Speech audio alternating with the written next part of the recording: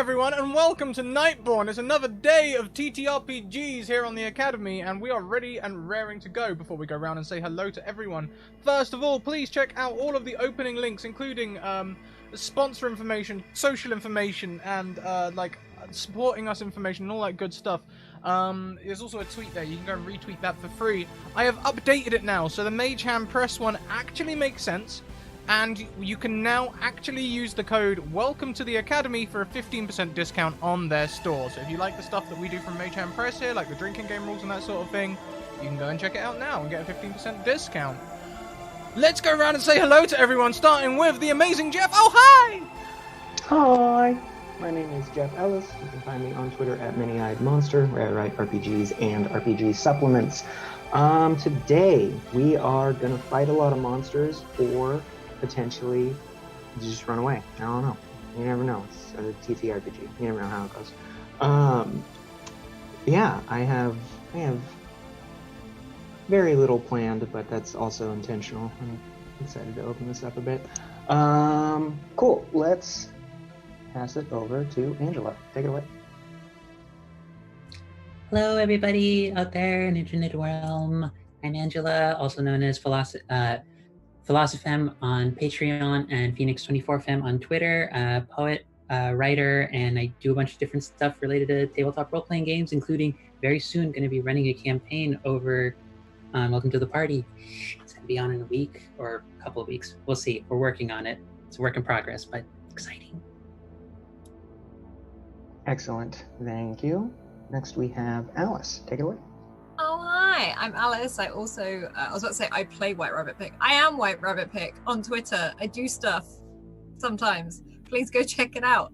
Other than that, I am playing Jaren, who is the grumpy old man, sort of the group dad of this chaotic thing that is happening. And last week we learned that he is not good with heights.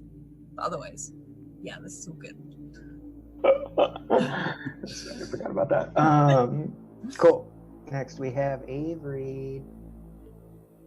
Hello, my name is Avery. I got my map out online. Forgive me if I talk a little funny because I may or may not have gotten a piece of metal stuck in my tongue recently. So, yay. I think things through, okay?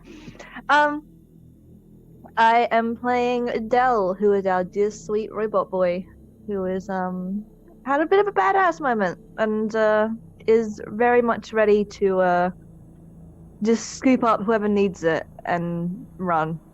Just run with them. They'll be fine. Resident Scoop Boy. Alright. Next we have V. Hi everyone, I'm V. I'm the Crafting Muse over on YouTube, and I'm also a regular player here on the Scratticus channel. And today I'm going to be playing Zamira. She is basically the group member who has had it. Entirely. Completely. And she gets a little sassy as a result. It's all right. I've yeah, she has reason to be. And last but not least, we have Scrat. Take it away. Oh, hi! I'm playing Sparks. Sparks is a totally normal, monotonous, boring character who is, you know, ambivalent about combat and gliding. Yeah. X for doubt. Just a big yawn. A big yawn of a character. So boring. So boring. Remember this. All right. So let's jump into our episode today. Once I find my notes. All right. You're watching episode 4 of NightBorne. No Place for Heroes. I will make you red. Spirits will gawk. Your sightseeing will be blighted, and your chances will be bled. Here I will keep you in your sorrows. You're tied to me by broken limb, your hollow chance to push through. That was Forget the Night by Yoride. We begin in the mud and the muck, a place of blood, strife. Two armies beat and bash at each other, sacrificing everything for a love or loyalty that might never be reciprocated. We watch them hurt and scream and die. Let me check my volume real quick. I don't know what's going on with it. Doop, doop, doop.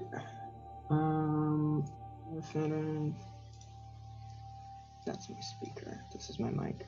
I am actually full up on my end. See if there's something we could do. We tried.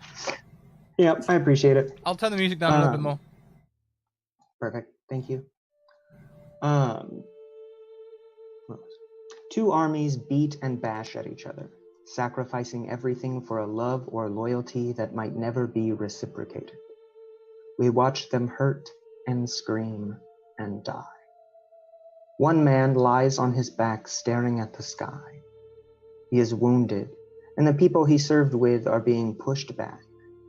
The line is moving, and as he lies immobile, trying to catch a breath that is increasingly further away, this mud he is sinking into is rapidly becoming enemy territory.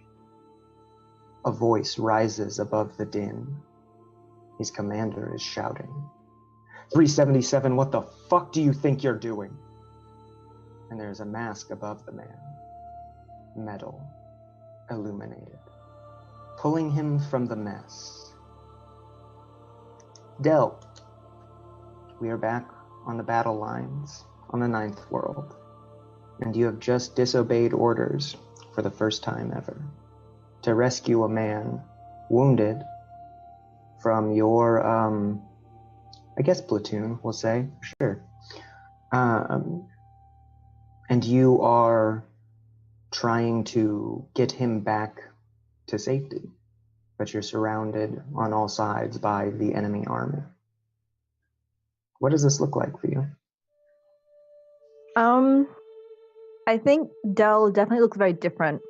They don't have that energy through their legs anymore. Their make is completely different. Well, the top half is generally the same. They don't have that blue glow anymore. Their visor is more of like the same red as the Vastorn colors. And their legs are a lot more, I want to say, animalistic. And they're almost digigrade. And they're like, they end in like these quite vicious looking claws, and there is a long bladed tail at their back. And they are definitely a a being built for a battlefield and built by people who are you would guess to be quite cruel. And there was a moment of hesitation as Del stands next to this body, and next to this person, this injured individual, and it's the first time they've hesitated in combat, and it's almost as if in their mind they've got two conflicting orders: one to fight, to continue fighting, and another one which is screaming at them, saying, "You have to help this man." So they have sheathed their weapons, which are in this case two very vicious-looking sickles. They've sheathed them, and they have scooped this man up. And they've scooped this man up, and they've got this tail arched over their back like a scorpion as they try and like just back away. And they're looking at the Satoshi Master. They're not saying anything. You don't even know if they're capable of saying something without being addressed first at this point. So we see terrifying Demon Del with their scorpion tail up, and you're able to sort of just start pulling this man out of the mud as the enemy army is advancing towards you. Your own army has retreated back. The skirmish line essentially is moving, and you are very much in danger of winding up in enemy territory. But you're strong, and you're able to eventually get them free, and you start pulling them back. And you see 2 or 3 soldiers from your side approaching you, and they're running up. And one of them kind of slides in front of you and plants what looks like a pike. And then the front of it, where the blade would be, illuminates and just launches this orb of energy forward. And the two others slide onto the side of you and do the same. And they essentially start giving you covering fire as you're pulling this person back. One of them looks back at the person you're carrying, and they're just like, "Gods, is that White Lake? Is he even alive? What?" And then a beam of energy cuts through their throat, and they fall down dead beside you. The other two look away and just return to covering fire as you continue to pull this man back towards your forces. You're able to pull them back into safety relatively, where your commander is waiting for you. He's a gruff-looking man, scarred-up face, essentially career military. He's been fighting in this war forever. The medics come in, and they kind of collect this man from you and carry him away to the med tents. And your commander looks at you, confused. What the hell is wrong with this thing? What was that? I think Dell just looks down at this commander and just says, "I was following orders." Orders? What orders? No one told you to... What was that? There's a pause, and it said, "Orders, but not from you." If not from me, then from who? There's just silence. Dell doesn't know. And he just kind of looks at you for a moment, and just essentially, I mean, it is a look of... It's like when you're looking at your phone and you don't understand why, like, the internet isn't connecting. He essentially is just examining this big piece of technology. And then there is a peppering of essentially energy bolts that cut through the area. Different people fall down dead. Two of the two people who provided covering fire have now rejoined the group, and they're starting to sort of back away. And the line is moving again as the enemy forces advance. They are in essentially full effect, and it does not look like it is a battle that your side is going to win. Different units, medical units, artillery, things that are not needed to cover the escape have already taken off. They are starting to retreat. And what was essentially the vanguard, what's left of it, remains to cover the tracks, and fighting begins. And we watch these people once more hurt and scream and die. Dell, do you join the fight? Do you retreat? Do you stand there? Something new now? I think there is definitely a moment where, again, for the first time that at least this platoon has seen, that Dell is hesitating. And how's the medic bay? Are they retreating back? Yeah, they were essentially, even the people who picked up this man were kind of sort of leftovers from the medical camp. But now even they have, like, they've collected him, they've collected a few other people, and they've gone. They are essentially in mobile units and zipping away. Yeah, I think there's a moment where they watch them take this man to one of these, like, I guess a vehicle, and once they've seen him drive away, that's when they take out these two sickles again, and they return to the fight. Almost as if nothing happened. Looks like we got a new But they definitely friend. watched this vehicle that is carrying this man leave. We follow that vehicle for a moment, and it travels further away from the line, but we can still hear the din of battle. We can still hear blades and shields and armor and explosions of energy, that occasional rapport of energy fire peppering the ground. And we see Dell, perhaps a Dell that we don't recognize, fighting a terror, slashing through the enemies, but eventually they are the only ones left, and they fall, and the army marches over them. And Dell, lying in the mud, watches that sky that we see shift from blue to lavender.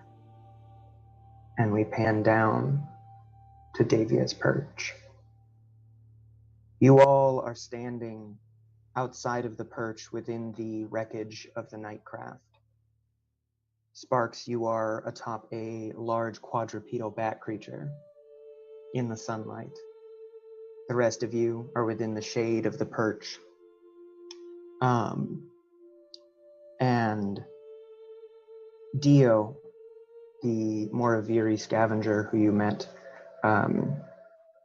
is showing you around some of the different things that they've assorted from the salvage.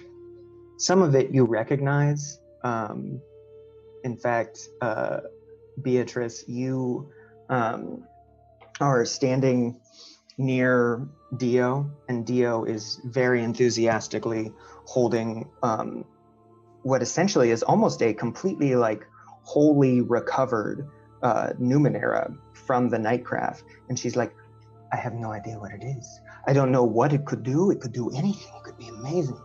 And you realize that she is holding what was essentially your microwave. It just kind of made food and warmed it up while you were on the ship. And she's like, the potential is unlimited. Shot out from the night? I mean, have you seen anything like this? Do you recognize it? Do you know what it is?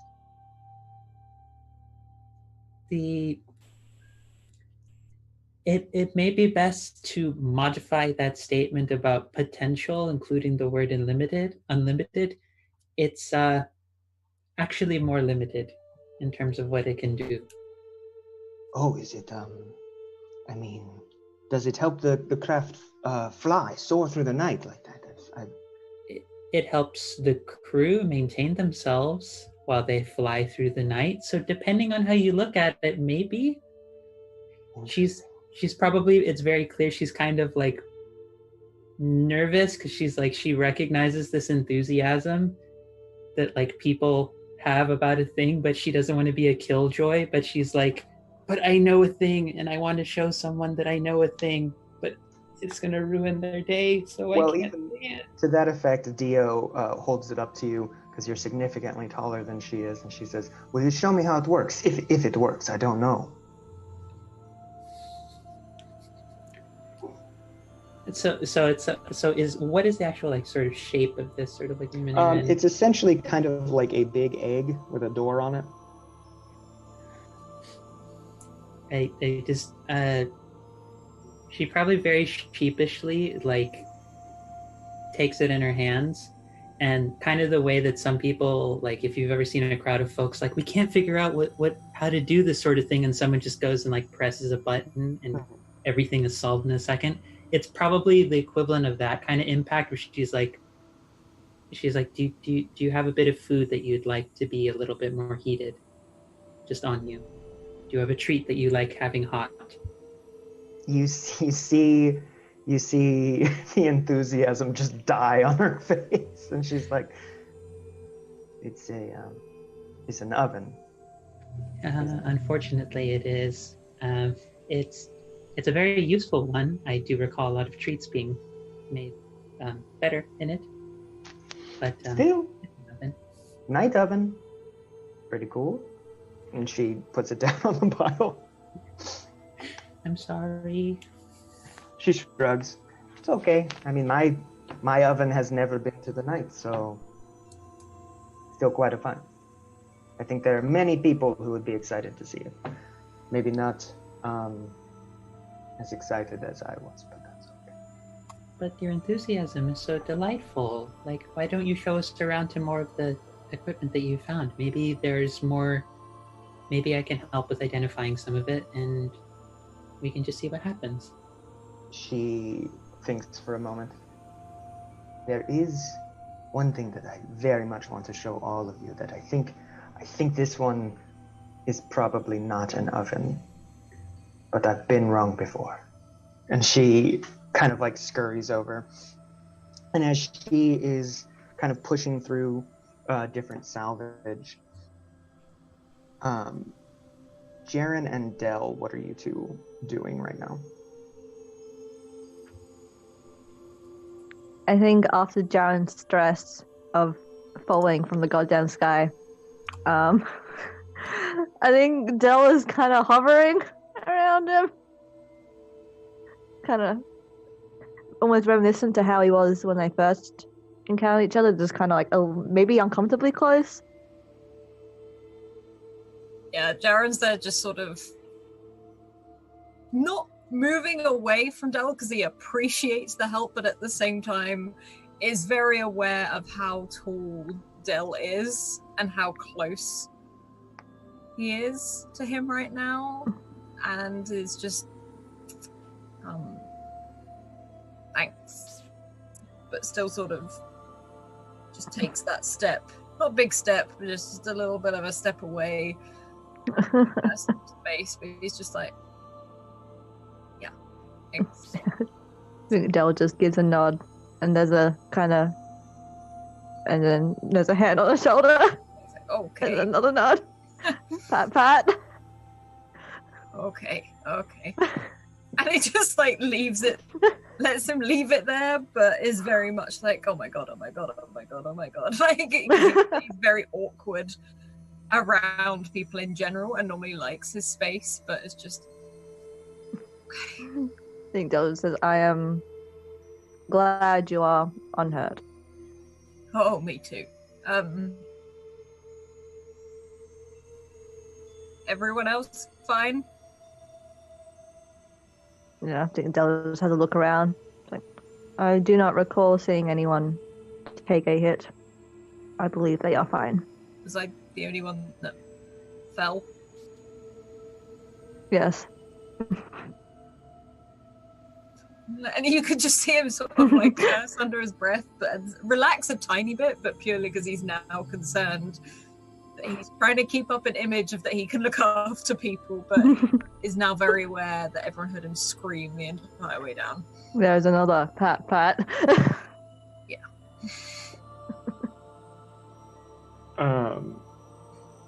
And what's Zamira up to? Zamira would probably be close to where Jaren and Dell are standing, maybe back sort of turned slightly towards them, and more looking out in the direction of where she last saw Sparks, just to make sure that that crazy creature he commandeered and he are okay.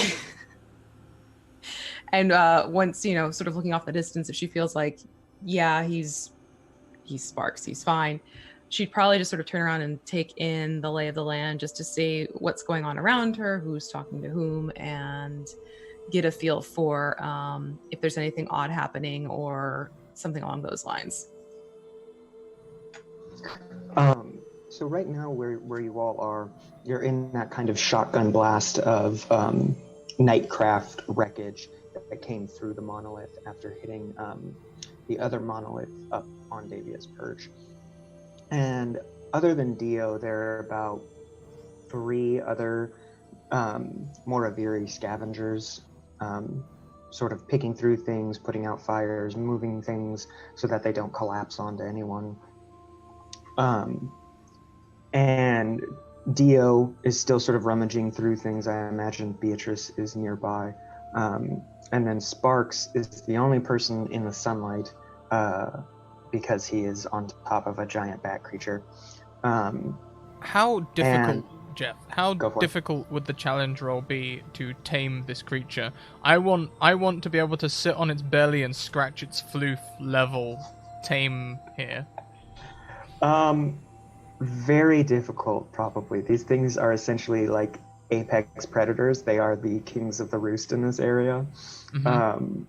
Right now, it is under your control simply because you've been able to give it that powerful like shock. Mhm. And you actually notice it's starting to get kind of restless as the sun is going down. Shadows are getting longer. The light is dimming. And you notice that above you, the skies are actually calming down a bit as things sort of just fly away, either up to Davia's perch or even further away, just out into the distance. And this Raskar that you're on is sort of just starting to like shift and shake its neck a bit. Mhm. But for the moment, it's still sort of just sitting there with you on it.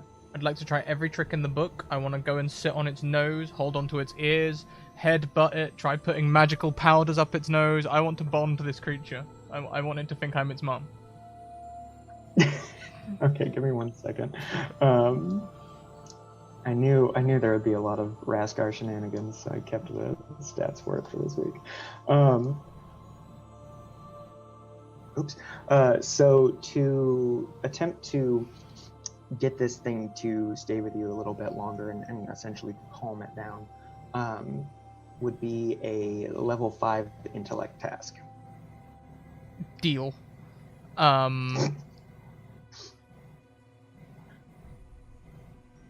It's just gonna be a straight roll. I'm gonna put my level of effort into it and take myself down to 2 intellect. Worth it. The important things. Oh no! Hell yes. No! This is my friggin' jam. Do you have any rerolls or anything? It eats sparks. Dream His did brother gift barks. a reroll to the first person who needed it. There we go. I would like to take it. Go for it.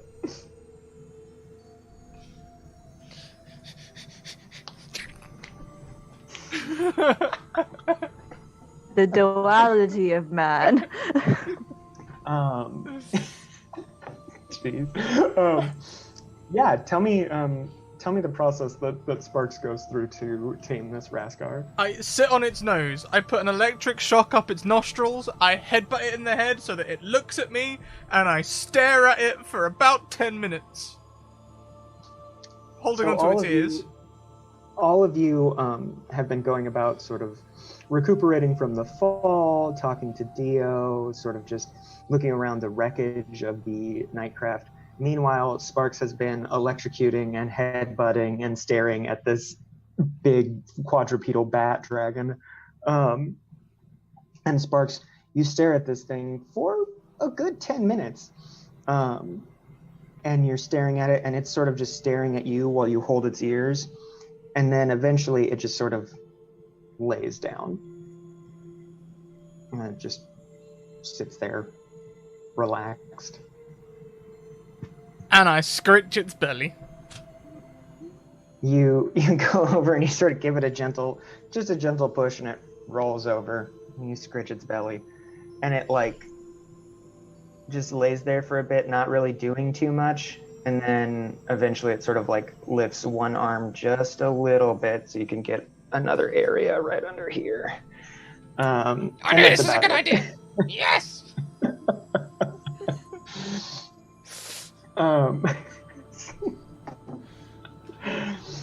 So, Beatrice, you are with Dio as she finally lugs this large kind of hunk of that sort of Nightcraft metal that is, black with the bits of kind of space in it with nebulas and stars, and she drags it out and she says, "This is a good one. This one, I'm sure, is not an oven." And she kind of like finally gets it set up, and she sits it in a way that she thinks is upright. She says, okay. And it is literally, it's kind of just another sort of egg-shaped kind of just big mass of this metal with a gentle sort of hum to it. And she says, now none of us are really sure what happens with the metal, the way it moves and seems to think. But this one, it hums. It's I don't know. I'm infinitely curious. Do you have any idea what this could be, Ghost? And you can make a level 3 intellect task to determine what this is. If you have any kind of like knowledge stuff that could ease it. Well, I am specialized in understanding Numenera. Perfect. Specialized? Okay, yeah, that would lower it to 1. And then if you have anything else that'll lower it to 0, you wouldn't even need to roll. I'm okay doing a risk on just a. You're gonna take a chance. I'm gonna take a chance on a level 1, but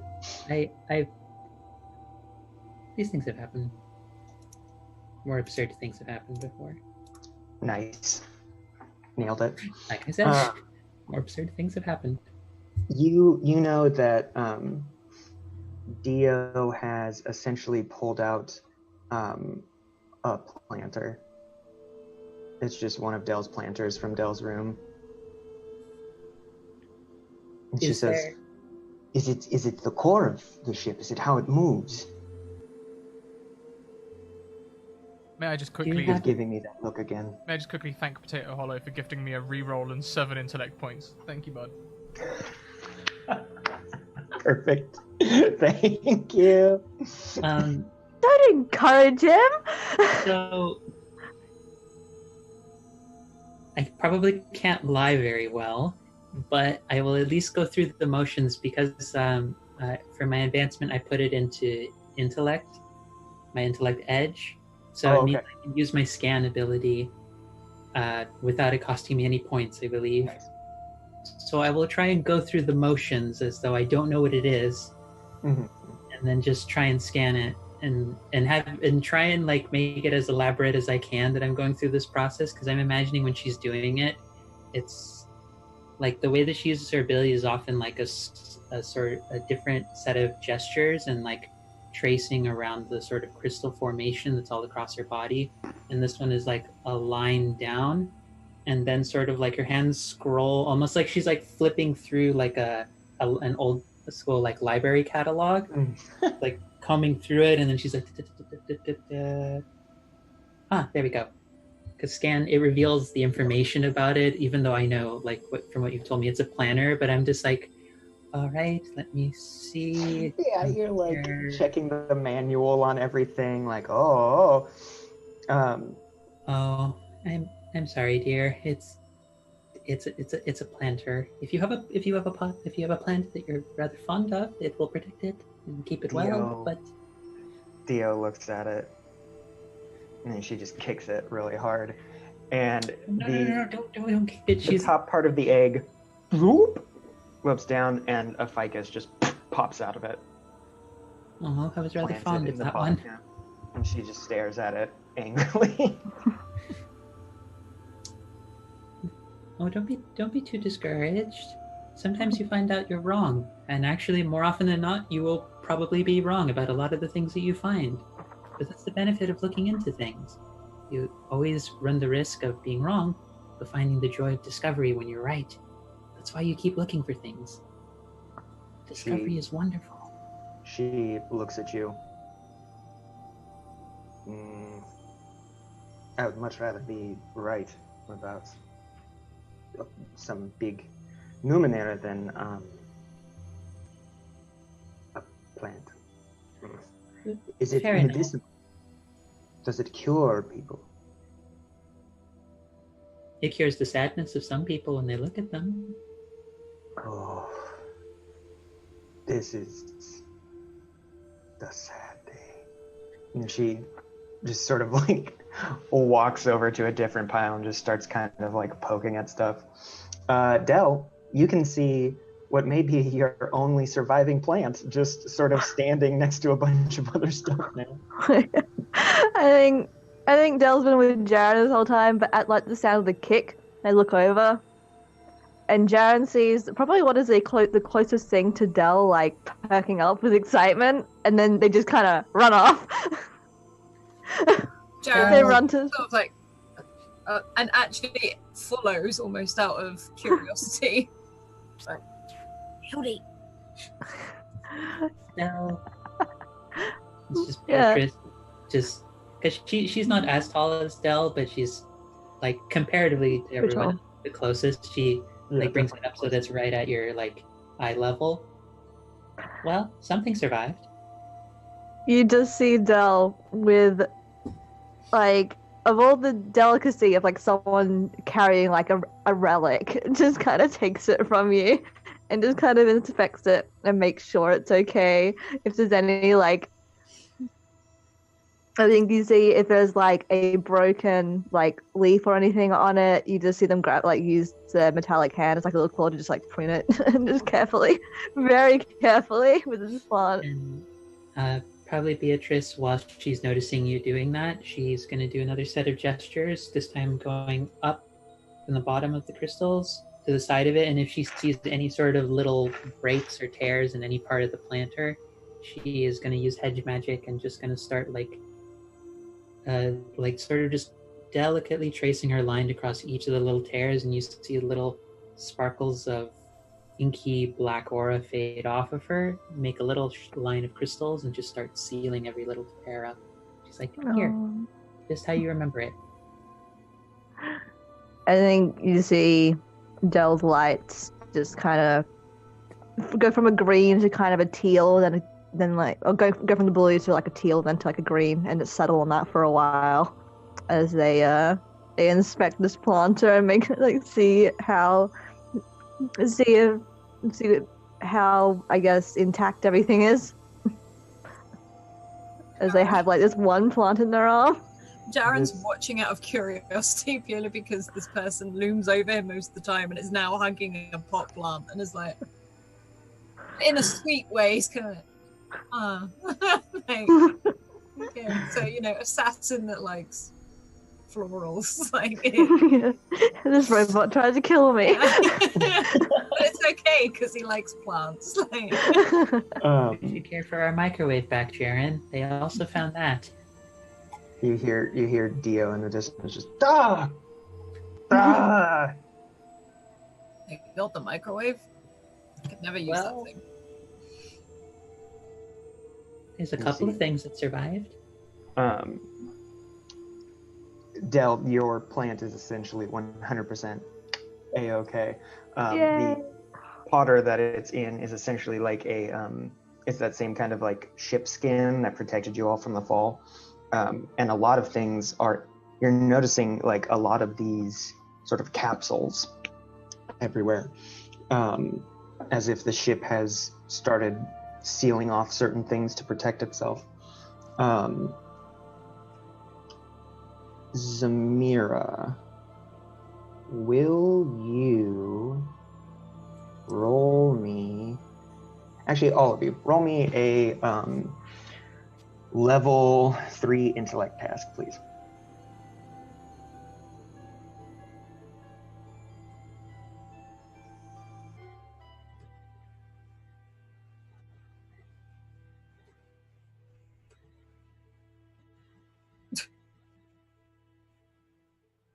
Sorry, is that everyone?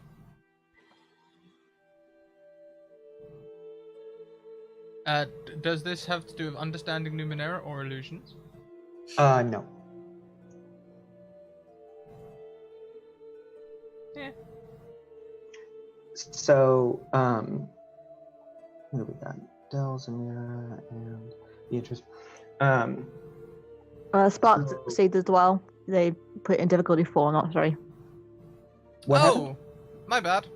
I heard Difficulty 5, not 3. 3. Oh, good catch. Yeah, I heard 5. My bad. I win. So everyone except for Jaren, who is just flabbergasted watching this giant robot cuddle a plant. you all can hear a very loud sound coming from the direction of the perch. A scrabbling, a slithering, something like a mass of creatures heading your way. Zamira and Sparks, because I imagine you two are kind of the most like on the outskirts of this little area. Yeah, exactly. From where you are, you see the monolith, and then past it a ways, the base of the perch, and all those pocked little tunnels leading into it.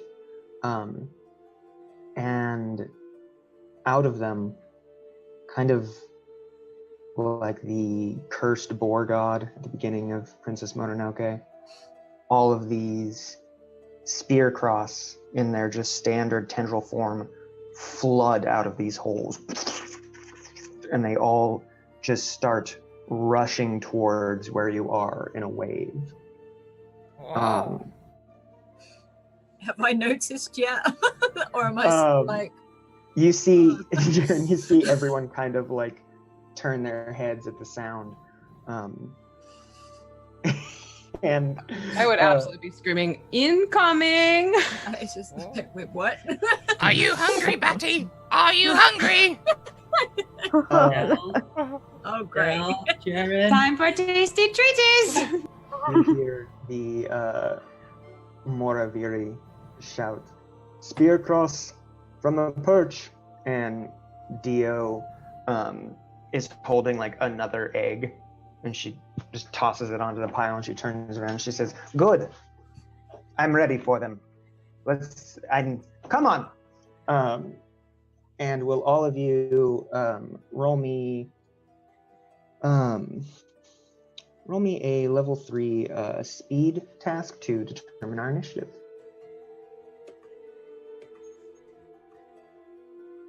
Oh my god, Jaren. Sort your life out. I'm what's it called? Oh, untrained. Never mind. I thought I had an ability. I don't. I'm just untrained. Cool. Never mind. Why is this when I get a crit? Also, Ken gifted a re-roll to the person he fears the most. So Alice. Yay! Love you, Ken. Ken, God, you are so valid. Just remember not to drink Earl Grey tea, Ken. I don't know what that means. He does. Alice, do you want to use that reroll now or hold on to it? No, I will hold on to it. I feel like Jaren wouldn't have. He would have been like, oh. Cool. So we have 2 successes and 2 failures and 1 GM intrusion. Woo. But first, Beatrice, you rolled a major effect. Is there anything in particular related to sort of taking the initiative that you would like to use that for? Is it possible to, like, if we're treating it as like rounds in the turn, to like immediately call out to Jaren and Del? Jaren, Del, something is coming. What are we doing? Are we running, or are we trying to deal with this? I'm leaving you.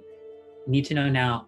I can only do something at range if I'm going to help with a fight, but you two are more experienced than I am, just to try and get that in before like any of the combat. As part of the major effect, you both can answer how you see fit. You have time to answer. Yeah, so how many of these things are there? Is it literally like uncountable? Mononoke and okay. And Jaren looks at Del and looks over at Zamira and looks at Del. We're going to run. And sort of just starts like, well, first I'm sort of going to glance over to where Sparks is, but I feel Sparks is going to do a Sparks thing anyway. Sparks is a bat dragon. Sparks is fine. Yeah. If anything, what was the safe word? What was the word, like? Shenanigans. Shenanigans. I was going to be like, light him up. Light up. I don't know what that means. I think, again, yeah, Jaren looks to Del, looks to Samira, and looks at Beatrice like, we need to run. And Sparks, shenanigans, and he's gonna turn and start bolting out of there, dragging Beatrice if he can. Perfect. So, in terms of initiative, we have Beatrice and Beatrice and Zamira. Beatrice, with your major effect, you're able to alert everyone and sort of give Jaren and Del time to prepare. Jaren is grabbing you, essentially trying to get you to run, but it is your turn. What would you like to do? Is Zamir farther away than I am? Okay. I imagine it would take my turn to just call out to Del. Del, can you get Zamira? Like, would that cost me the action? Because otherwise, if Talking is free, you're good. Okay, then she would just call out to Del. Del, can you get Zamira, or do you want me to try and go help her? I think after that warning, Del, and seeing Jaren look from Del to Zamira, I think Del's already like making their way over. You can see them already braced to go. Okay, then Beatrice is just going to start hauling ass with Jaren. Try and get out of there. You like, just go. It's just 3-4 inch taller dude and tall spectral lady just starting to. Hey, I'm short and sturdy. Short and sturdy, whatever. Running from.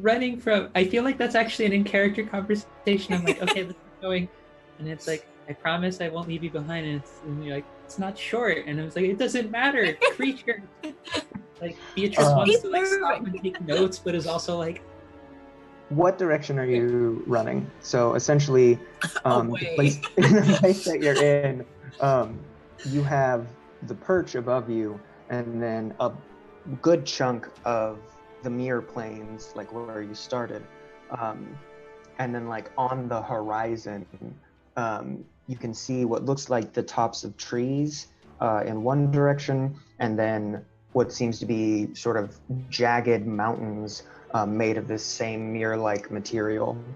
But other than that, it is just sort of a wide swath of grassland, essentially. We had enough, or with the major effect, had enough of a sense to see they're heading towards the perch, correct?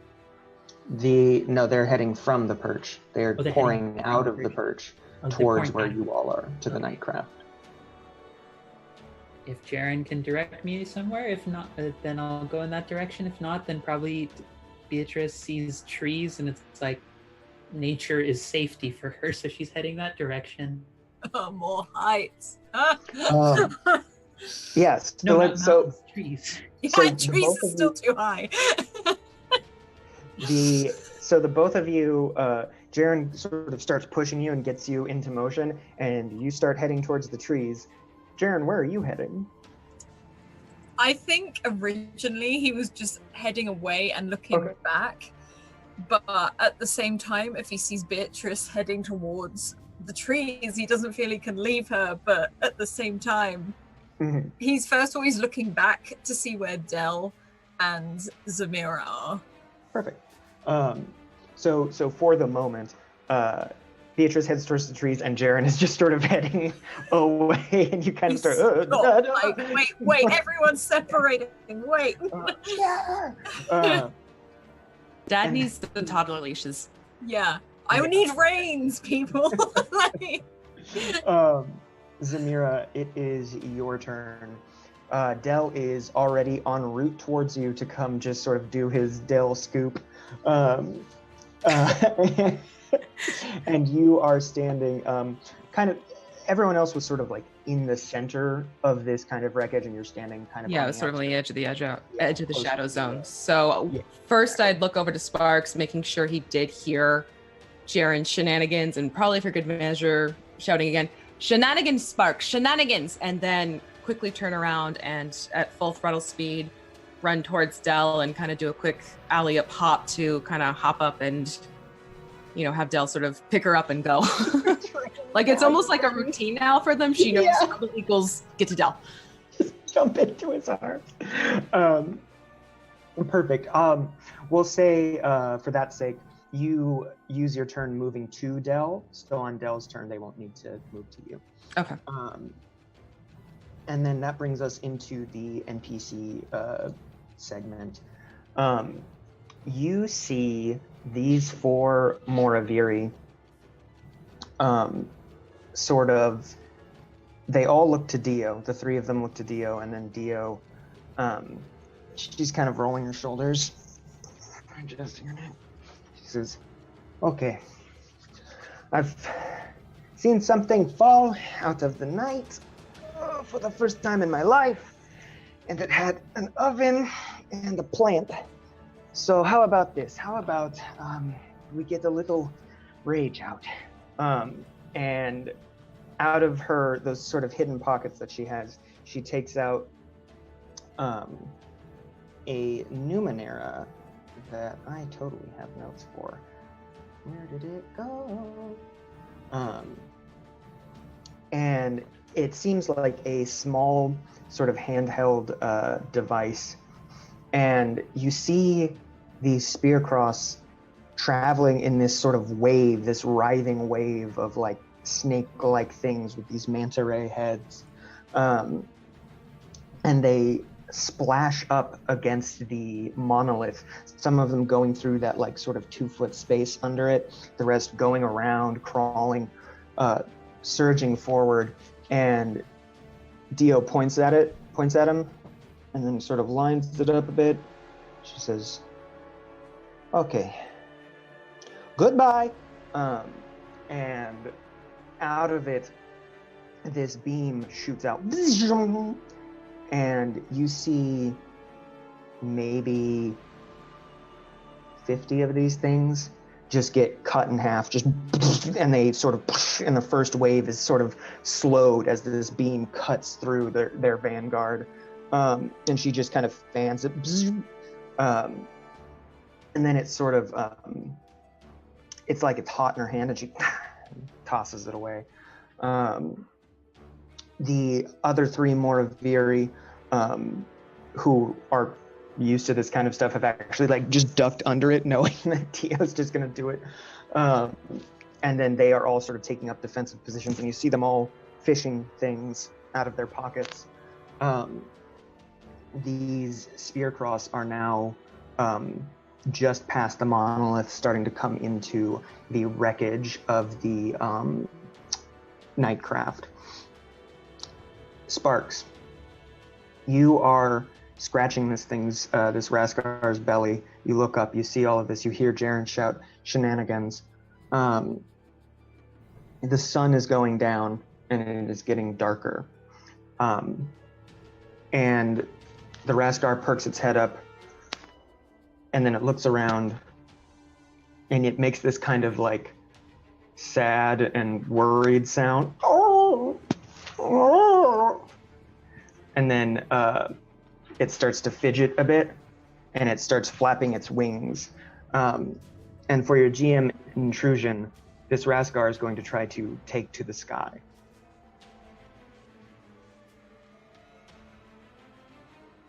I mean, now it is your turn. This is fine. Sparks will just hop on it. So, Sparks, this thing starts to take off, and you clamber up quickly onto it. And then it just starts flying away. Oh no, wait, Batty, we gotta go and eat. Look, there's things over there. As you try and redirect it and everything, it every now and then you can get it to turn, but then it pulls back in the direction of the forest.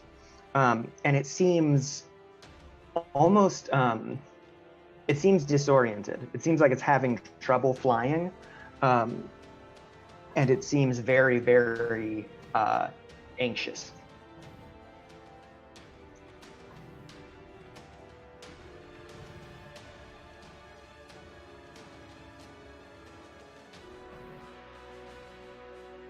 Damn it! Look, Batty, you better come back. How high up are we? You are, we'll say, a short distance off the ground at this point. But I can wheel it around a little bit. Can I get it over the Spearcross before it heads back towards the forest? Because it was a GM intrusion, no. It was already on the edge and sort of just took off. It wouldn't have gone back around.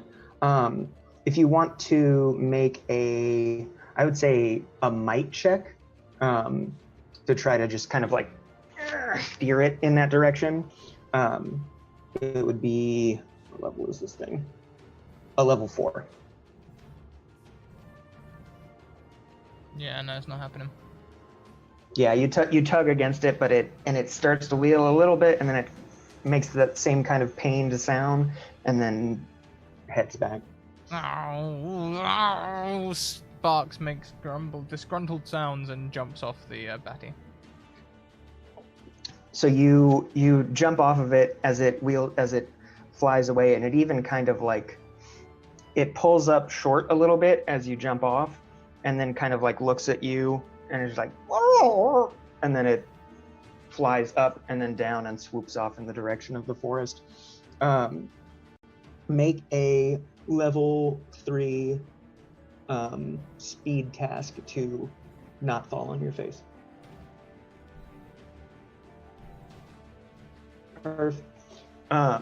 You land and roll, and because I did that wrong, but I'm not going to punish you for that. So you took your movement, you still have an action. I don't have that ability.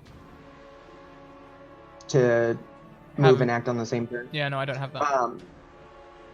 So essentially what I meant to do was have you move an immediate distance as opposed to a short distance. When you move an immediate distance, you can still take an action. Oh, okay. Yeah, so that was my bad, but you're more than welcome to take an action.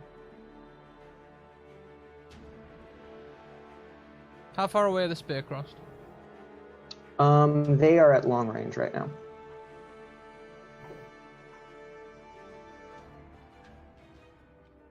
And everyone else is fleeing? Yes. Darren is confused. Jaren's pulled in different directions. That's Jaren's t-shirt. Jaren is confused. Yeah, just... Sparks will wait. Just saying, if found, return to Jaren, but Jaren's the one wearing it. Sparks, you hit the ground, roll, stand up, yeah, and you've got the kind of, and there's little sparks coming off of you and electricity running through the ground towards you. Can I have a quick look through the wreckage to see if I can find anything explosive? Yeah, go ahead and make a level 4 intellect task. Sure thing. Which is, it's the essential, like, scavenging roll for Numenera. Perfect. Roll 1d6 for me.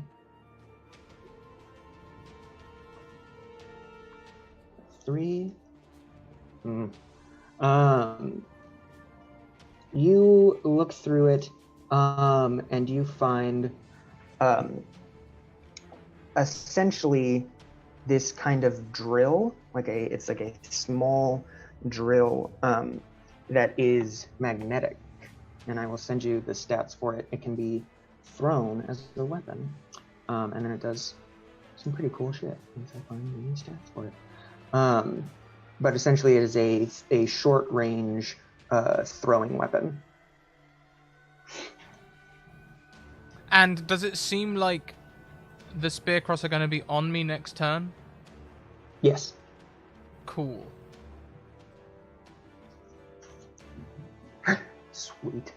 If I can, as part of that roll, if I could also find a small sheet of metal about maybe a foot by a foot, that'd be great. Yeah, okay. So you, essentially you land near the wreckage, and are able to sort of quickly just gather up kind of a sheet of metal, and you sort of just grab the nearest thing, which happens to be this, this attack drill. Zamira and Dell. Dell, you have scooped up Zamira. You still have a move or an action, however you want to do that. Yeah. Is it possible to just kind of crouch down in front of Zamira and just indicate for just for her to climb on their back? Because it'll look at us like, yeah, it's like I may need my hands free. No and problem. I'm gonna take out the broadsword, the medium weapon. Okay. And I'm going to use a cipher if I can. Thank you. What would you like to do? I'm going to use a density nodule. Nice. It's attached to strikes assault for sure. Something increases. An additional 2 points of damage. Okay, nice. So they've got this sword that suddenly shifts in their hands, but they adjust. Cool. So it's a one-handed medium weapon that does 6 damage. Mm-hmm. Right. And I'll look to the Moraviri and be like, are you okay to deal with this? Dio is sort of fishing through her pockets. She says, I'll be honest, we can get out alive, but there is no way we are getting out with all of the scrap.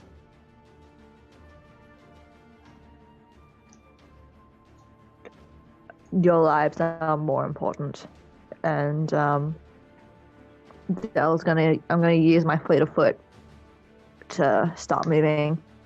Nice. So you head, I assume, towards where Jaren is. Which way is Jaren going? Jaren's going straight away, and right now Beatrice is going kind of at an angle towards where she can see these trees. Okay, yeah. Can I start? Sorry, you go. No, I was just gonna say, if Jaren sees Beatrice just legging it for the trees, he will freak a bit, but he will run towards the trees because he doesn't like the idea of everyone being on their own. Yeah, so Del will go towards the trees as well. They've got one hand around Zamira. And I think Zamira can probably like stand on Del's hips where the gap is. like a chariot Del or something. And they have the sword by the side. Excellent. So you all sort of enter this retreat, heading away. At which point it is now. I don't have any paper on me. So original initiative was Beatrice and Zamira, then NPCs, then Del, and Sparks, and Jaren. Okay. Jaren, what would you like to do for your turn? You're muted. I would like to scream and run in the direction of Beatrice, please. No, I don't want to scream, but he won't be. If anything, he'll be swearing under his breath and just trying to sprint fast toward where Beatrice has run.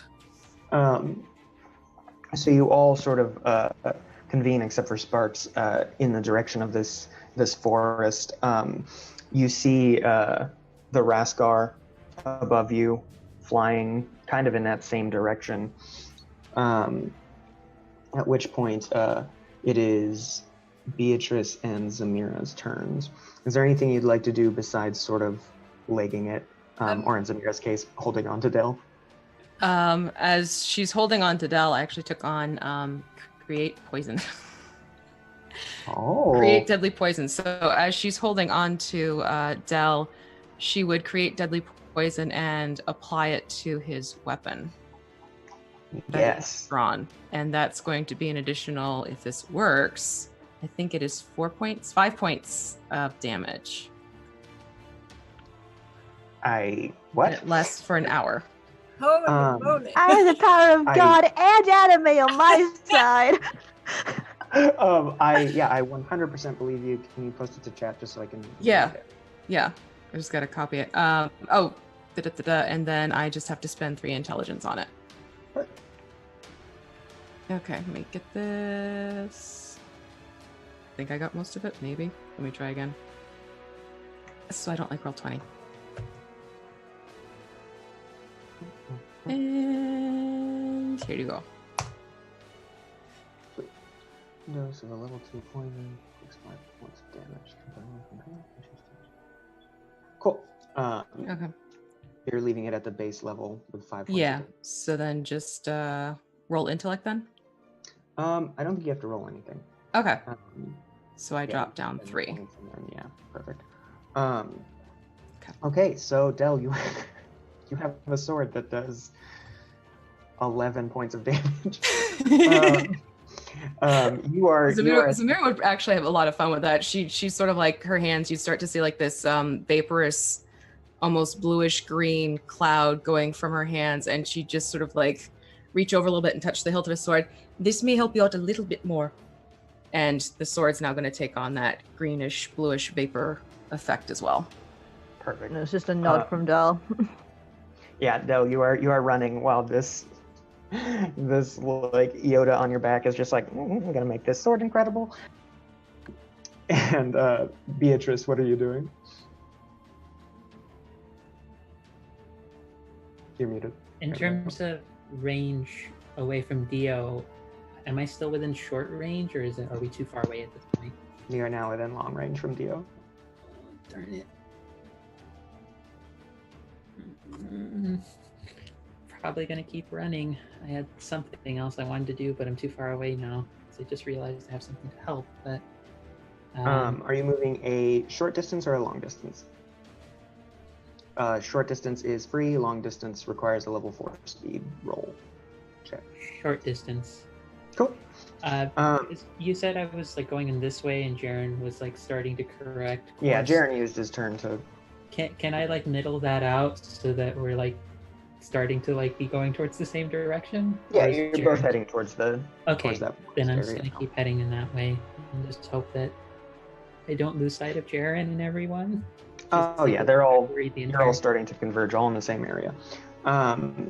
So as you make your way towards this wooded area, you see the Mortaviri scavengers. One of them pulls a hand out of a pocket, and they have little tiny orbs in between each finger that they throw out, and each one lands and becomes these kind of like half shield. As the spear cross start to kind of converge on this area, another one steps forward and has what looks like a wand and just starts spraying fire over the top of the kind of shields as these spear cross start to swarm over it, and you see them start to burn. Dio is standing in the back with her arms crossed, just sort of watching.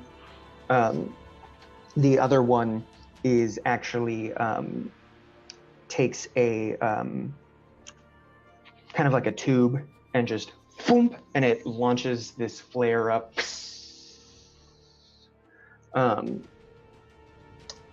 And now it is the spear cross's turn. They move forward, and I am going to make a roll to see how this goes. /R 1D 20. Woof. While peppering it with fire, the spear cross start to sort of flood around this area and come in. The scavenger who sends up the flare kind of tosses the flare aside and looks as these spear cross just swarm over it and just start pulling him apart. Sparks, it is your turn. Tell us what great plans you have. Are they all around me yet? Yeah, they are all within a short range of you. Okay. But not immediate range. What'd you say? But not immediate range. No.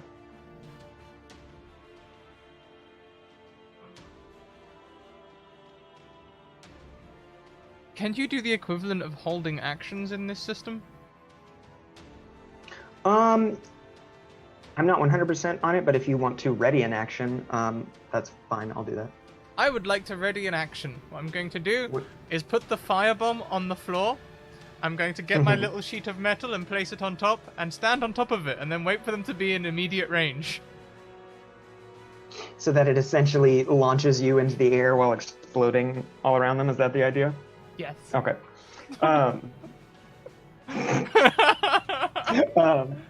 Very, very Sparks. Cool. Del and Jaren, what are you two up to? Jaren is just running until he hits that tree line, because at the moment that is the only, I guess, sort of opportunity to be hidden, or at least do something about it. He doesn't like being in wide open spaces because that means everyone can see him. So he's going to keep following Beatrice, assuming she knows some sort of weird tree thing, which is why she's chosen this direction. I know she doesn't, but Jaren is like, okay, it's happening. She looks like a dryad, just to know something. Yeah. Del, to that point, Jaren and Del both, you also see Sparks just standing there in the middle of the area that you've just left.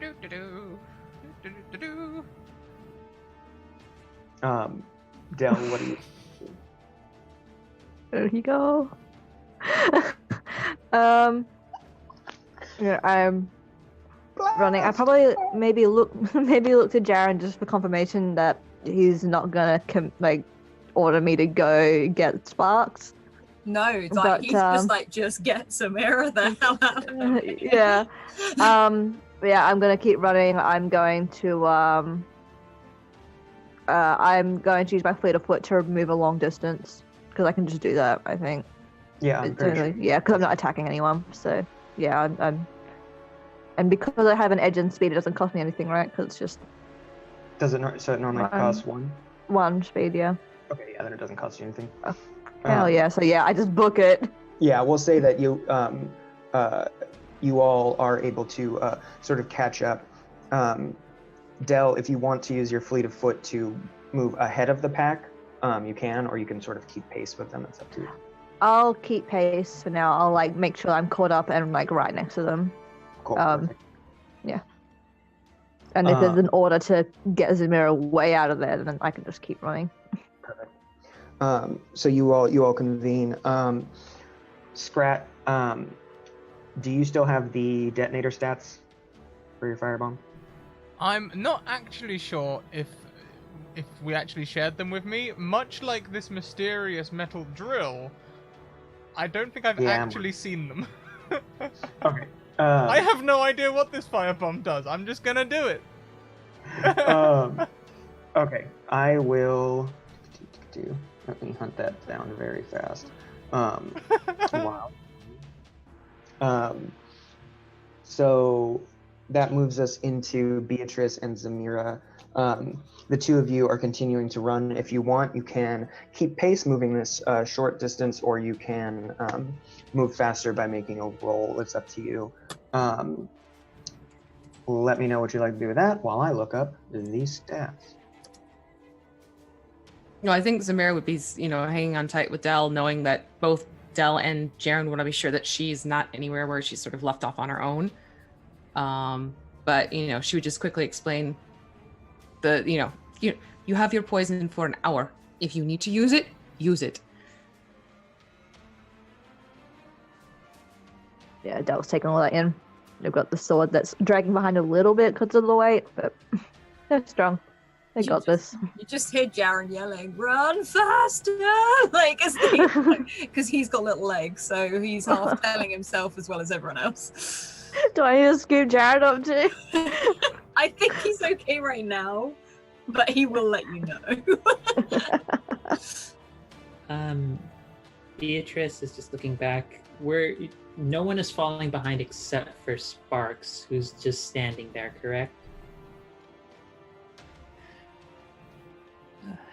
She doesn't want to leave anybody behind, but also Jaren and Del are who Sparks is fine. No. It's one of those things where she cares about Sparks, as chaotic as he is, but is like, well, Jaren and Del have said run, so she's just going to keep going pace. She's just the short run, just to keep going.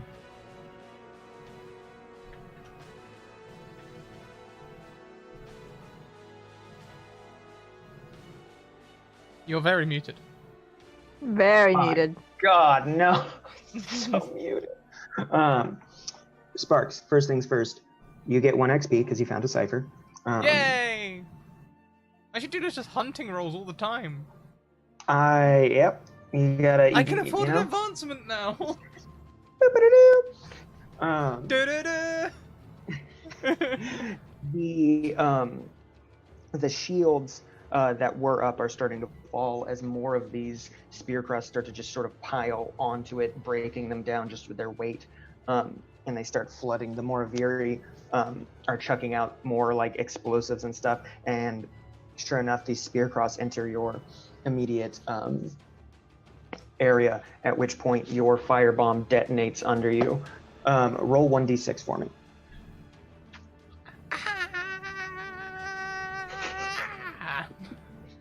Oof. That's an oof. What does this do? I have a reroll. What does this do? Oh, you do. This is for damage. Oh. So if you want to reroll that one. Yeah. What should be another 1? Nice.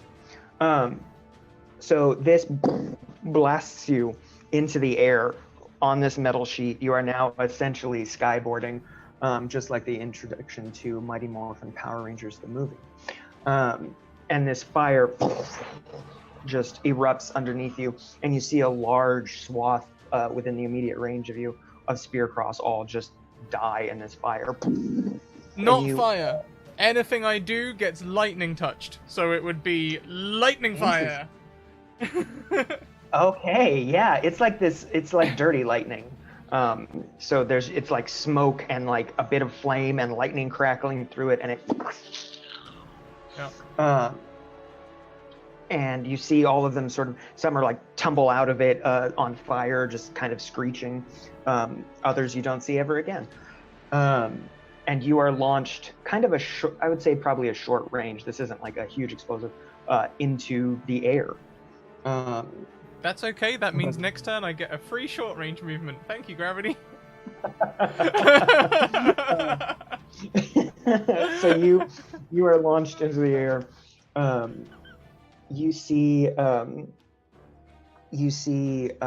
one of the other Moraviri scavengers sort of gesturing towards the monolith and looking back at Dio as more of these spear cross are coming in. Not all of them are attacking.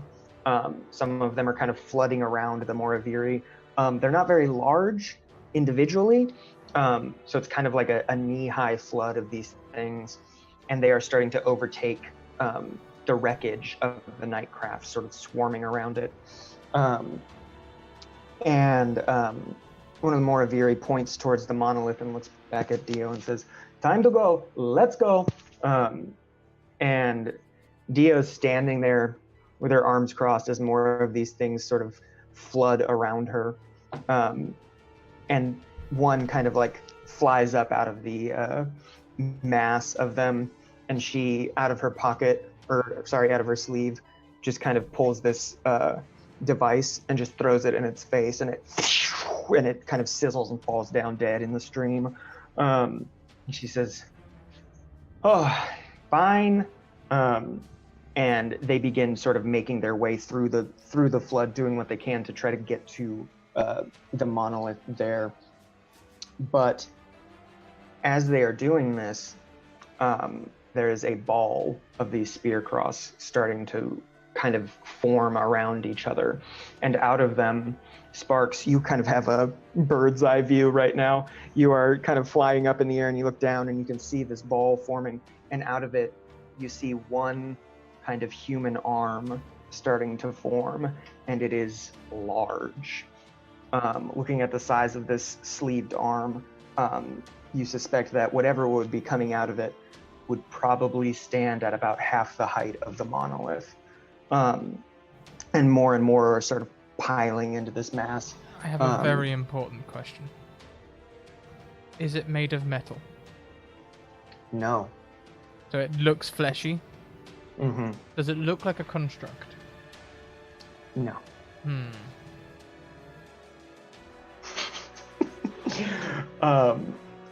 While Sparks has a think, Del and Jaren, you are able to look back and kind of assess the situation. You can see Sparks currently hurtling towards you on just like a smoking sheet of metal.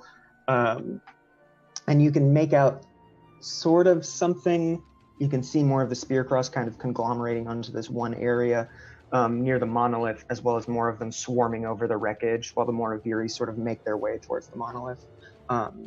What are you up to? I watch sparks go overhead, and I look at Beatrice. I'm like, "See, he's coming! Come on, keep moving, and just sort of shuffle him into the shuffle Beatrice into the line of the trees." So this tree line that you're coming into, you notice that same sort of kind of primary red that you're used to in the grass of the Mirror Plains extends to the wood of these trees and their leaves as well. But amongst it, there is also sort of primary green spotting, and occasionally where the two colors clash, a sort of reddish greenish brown. And these trees are tall. These are essentially like pines, just massive, like redwood kind of deal. As you are able to sort of reach this tree line, Del, what are you up to? Are any of these spear cross coming for us? Or Yeah, there are several. So as they swarm over the wreckage of the Nightcraft, some of them break off from that and continue just sort of in this wave. Okay. They're not on us though, right? No, Yeah. not yet. Not yet.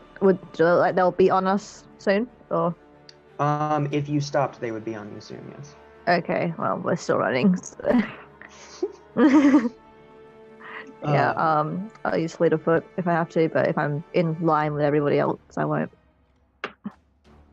Yeah, you are. You wouldn't need to use fleet of foot. You're just kind of keeping in pace with everybody. Cool. Sparks, you're soaring through the air. You are probably going to land in the spear cross. Oh, you're past them. Yeah, you're heading in the other direction. Fuck that. I'm using push on a space of air in front of me to go back towards the spear crossed. And I'm getting out my knife point and I'm flinging them everywhere. So your push it will be your action, but you're able to redirect yourself on this thing kind of straight down. I can double jump. Oh my god. So you redirect yourself and you kind of come into this wave of spear cross, and you're on this giant metal surfboard essentially, and you just kind of crush some of them. And beyond you, the thing is sort of forming in the back. More of them. You're noticing that these spear cross, some of them are heading back towards the monolith, and what remained of the heaps of wreckage of the Nightcraft is sort of getting smaller as if they are carting it away. Beatrice and Zamira, you and the rest of the party now are sort of entering into this tree line. You are a good deals away from Sparks, who has just sort of redirected back into the chaos. You have several of these creatures sort of swarming towards you. What would you like to do? I would say they are at a long distance from you. Zamira would look to everyone else from Del's back and basically say, do you want me to go into the trees and find a safe spot and you defend us, or what should we do? Everyone except for Sparks is within hearing range of Zamira, so. Jaren just sort of nods to you. It's just like, we need to get out of sight, is what we need to do. So into the woods. Into the Apparently woods. so. Like, as he gestures toward Beatrice, who's still going. I'll look to Zamira and be like, once you are safe, I can hold them off if you wish. Only if necessary. I can do what I can do. First. I mean, I can do what I can to help provide additional aid from afar, but I'd say the priority is make sure Zamira gets to a spot that's farther away. not too far away from us and on her own, but at least hidden, while the rest of us who have range try and hit what we can from range. And give her room to do what Dell does best. Yeah, Del nods and just looks like the head tilts back to Zamira. Is like, you are safe with me, and then kind of lift the sword up a little bit. It's like, I would hate for this to go to waste. And then you feel just a little bit of a smile. You can't see it, but you feel a smirk. She'll chuckle hearing that because she kind of picks up on his pleasure of having a little bit extra added to his sword. So she'll just sort of hang on a little bit more, but also start looking for any places that might be a good tree to scramble up and sort of get tucked up and high and hidden if possible. Yeah, we will say, for brevity's sake, because you have a move action of your own on your turn, you are within range to kind of get into the trees if you sort of just hop off Dell. And if you want to make a speed 4 task, you can start climbing up one of these trees towards safety if you like.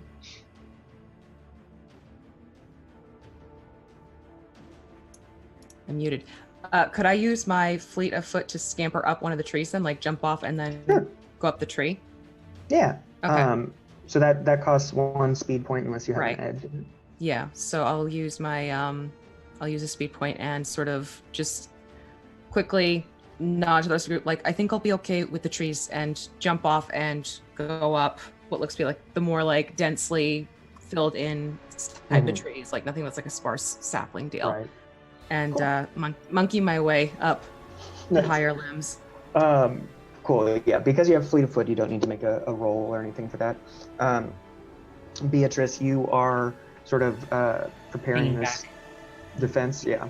Yeah, hanging back. I don't know if I can prepare. It's onslaught. I think it. Yeah, we'll say you can ready onslaught once they move into. Yeah, into once they get into short range for me, I'm gonna try and fire off the force ray version of it that does 4 damage. Okay. See if it do anything to them. Cool. Perfect. So the Moraviri scavengers have now made it to the monolith.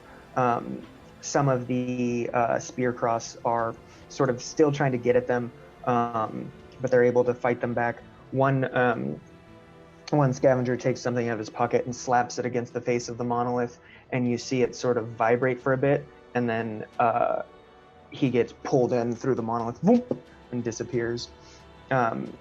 Dio and the other one look back at Sparks. Are you coming? Sparks is giggling wildly and knife ploying all over the place. Dio looks at the other Moraviri and just shakes her head, and they both take out these same kind of devices and slap them against the face of the monolith, and they both get pulled in. The wreckage of the Nightcraft is slowly diminishing under these sort of piles of spear cross, who are now piling up on top of it and then pulling bits and parts of it back towards the perch. And now, out of this giant ball of spear cross, you see a massive version of Sovereign starting to rise out of them. And it looks forward. Its head is now out. It's the same long white hair with the golden eyes looking at you in that same kind of like suit jacket / kind of robe that they wear. And they say, "Pilgrims, pilgrims," and starts pulling itself out of this mass of creatures sort of rising up now. At which point, Del, you see there are probably, I would say, 5 or 6 spear cross starting to converge on you, as it is your turn.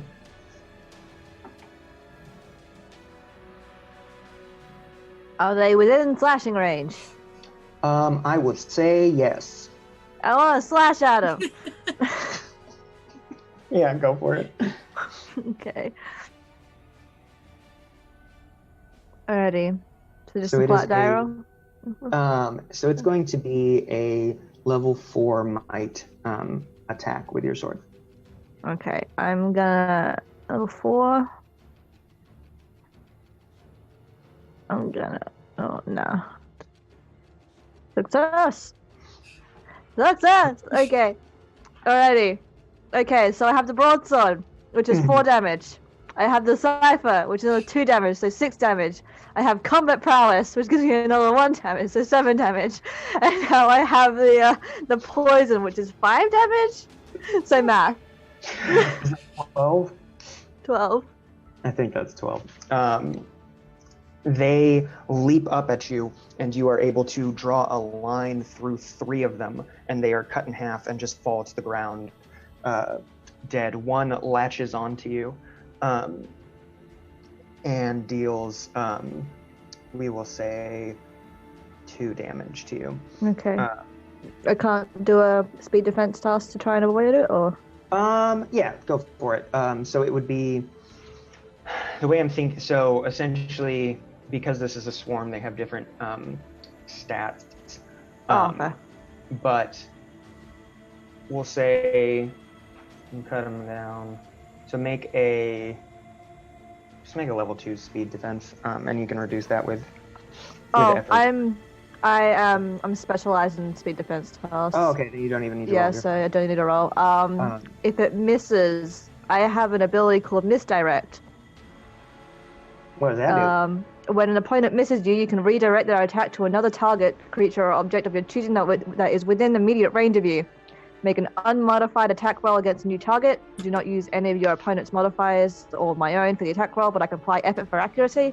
If the attack hits, the target takes damage from the opponent's attack. Okay, so you cut 3 in half. There's 2 left. One misses, and you can redirect its attack to the other one, essentially. So go ahead and make that roll. Alrighty. Jesus. What was the difficulty on it again? What was a 4? I think it was a 2. If I remember correctly. For you to Oh, draw. okay. So I'll just roll a speed check of 2. Nothing added to it. Success. Thought it might be. Yeah, you are able to sort of catch, because you have just your one-handed sword that you're doing a lot of damage with, and I'm so pleased. with your free hand, you're able to catch one of the other ones and just throw it back at the one spear cross that's catching up, and they sort of slam into each other with such force that they tumble and they don't get back up. There are still more behind them heading in your direction. Sparks.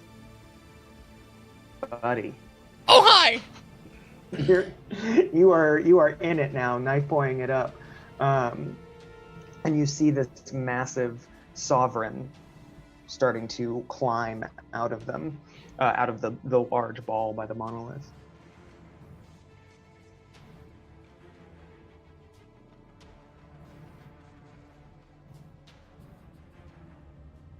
I start cutting. Um, I'm gonna head towards the big thing. That looks fun. I'm gonna just be like knifing my way through, moving immediate range towards the thing with the knife point flaring all over the place. I'm doing like cool tricks and stuff. There's lightning on it because I have the shock ability, which counts as an enabler for weapons. So I'm literally lightning pulling my way through the crowd. And I would like to hit things. So you inflict 3 points of damage. If you roll for 10 minutes, it inflicts 1 additional point. Okay. Yeah. Roll me. Dell, do you remember what I said your attack was? Can't remember this swarm math. The attack itself, it was a 4. Okay. I think. I need to just double check. Yeah, a 4. Perfect. My turn. Sparks. Roll me a level 4 might task while you attack with your whippy whip. How much speed do I have? Oh, I have so much speed. I mean, I don't have tons at the minute, but I can afford to put an effort in. Okay.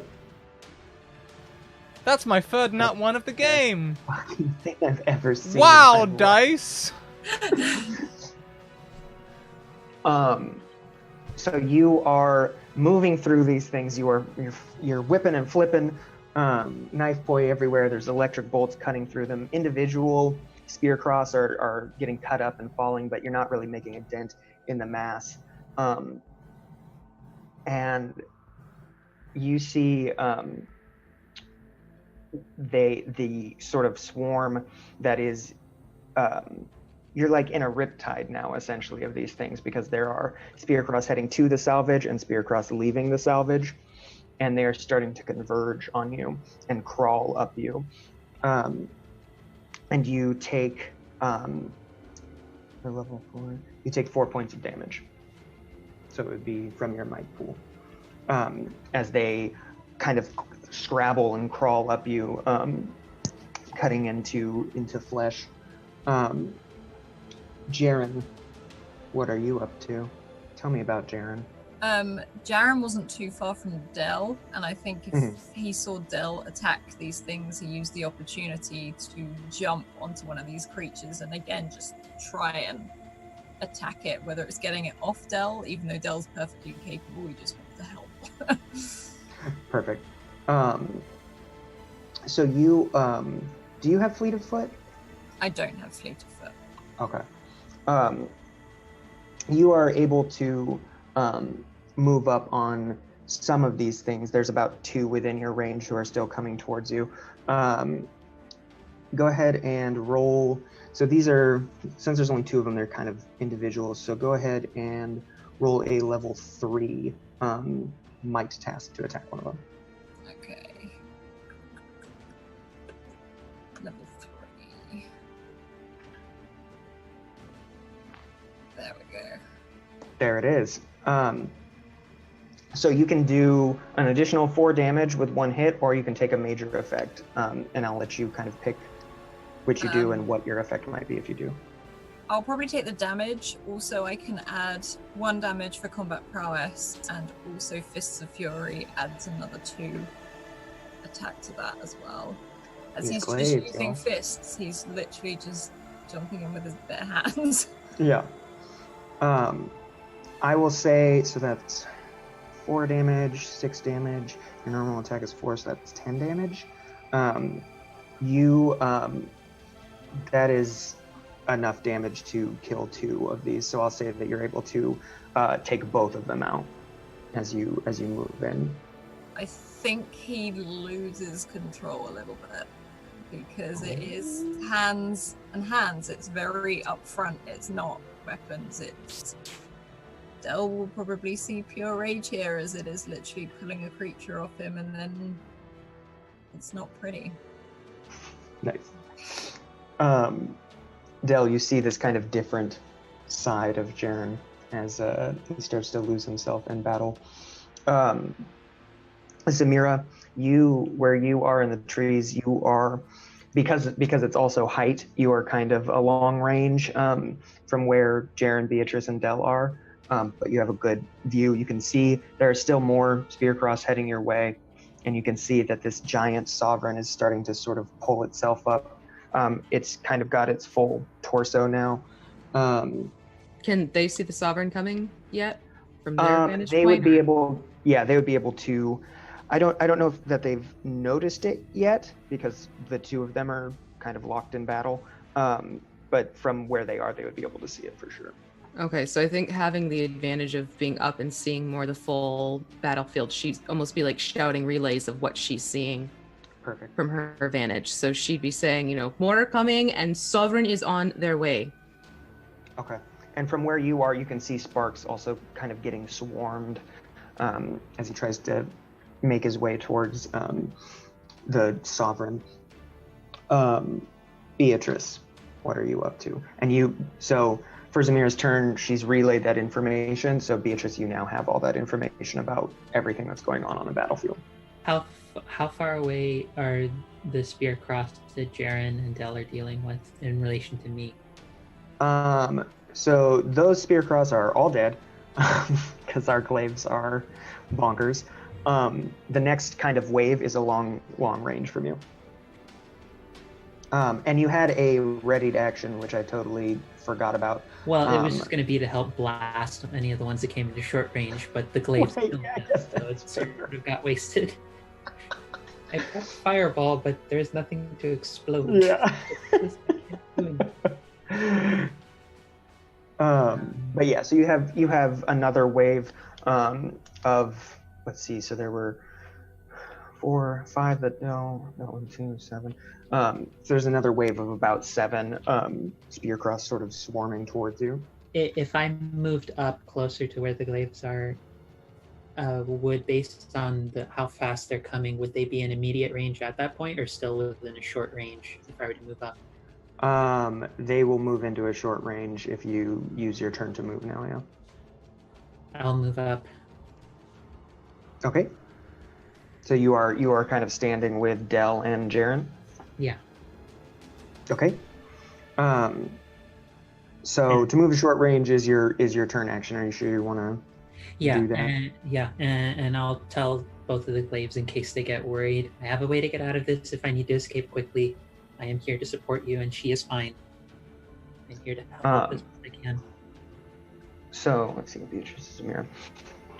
Sparks, you are surrounded on all sides by Spearcross that are starting to climb up you, and you're sort of zapping them and blasting them off, and some are falling away, but they still just keep coming as Sovereign rises up, and you can see they are sort of being supported by the Spearcross below them that are still constructing them, and they are starting to they are below waist now, and their legs are starting to form, and you can tell that as they rise up, they're going to be about half height with the monolith, which is like skyscraper size, and they look down at you and they say, "Oh, little energy source, you are in a bad way. Perhaps I can help." And they reach their giant hand down towards you to pick you up. You are going to need to make a level, well, it would have been a level 5 speed task, but you are literally, because of that GM intrusion, literally just surrounded by Spearcross at all sides. So to avoid this will be a level 6.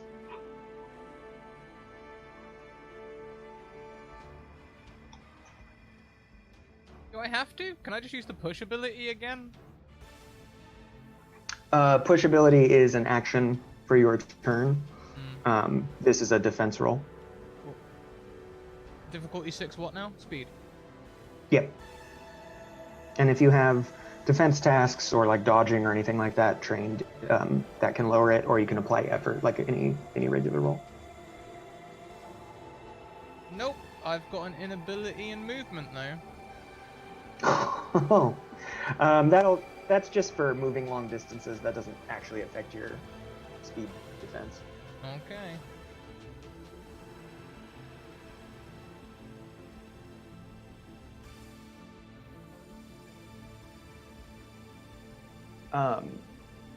This giant hand, larger than you are, comes in and just scoops you up, and Spearcross kind of like fall between its fingers and fall down to the ground dead from this height.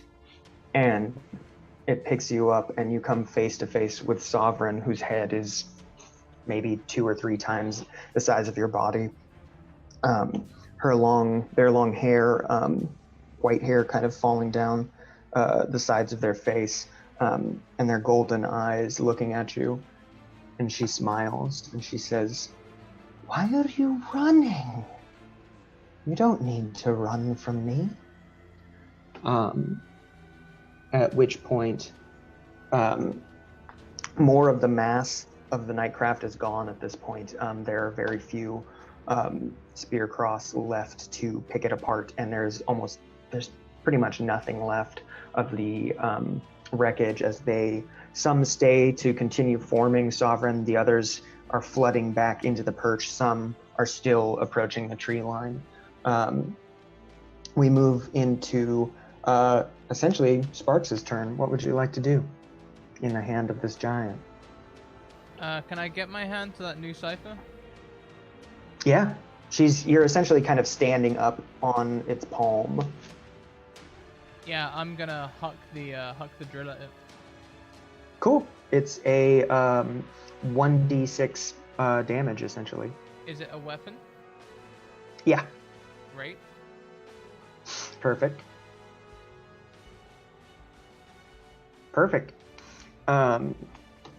So it deals essentially the full 6. You cast it out. Its I mean, it's literally like the size of a barn, so you're not going to miss. But do roll me a speed task because I'm curious about something. Difficulty level? You know what? Actually, just roll a flat d20. I'm not sure if I want to put effort in or not. If you do, 1 level of effort would equal a +3 bonus, essentially, because it's just a flat roll. That's not a task. But it's up to you. I don't know what 4 is. I'm gonna just roll it flat. Okay. All right. So you throw out this drill. I just wanted to see if you get it in the eye, and it kind of lands in her cheek. This drill is about the size of your hand, so it kind of hits there and then just and it starts drilling into the skin, pulled deeper in, and you see its eye above it start to twitch, and they look at you and they say, "This is fruitless. You have no reason to fight me."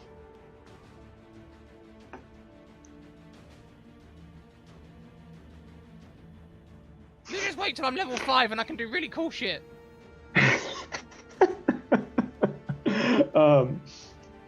Del and Jaren, you're standing with Beatrice on this sort of front line of defense at the tree line, and now you see it guaranteed, this large version, massive, giant version of Sovereign standing near the monolith holding Sparks, well, propping up Sparks,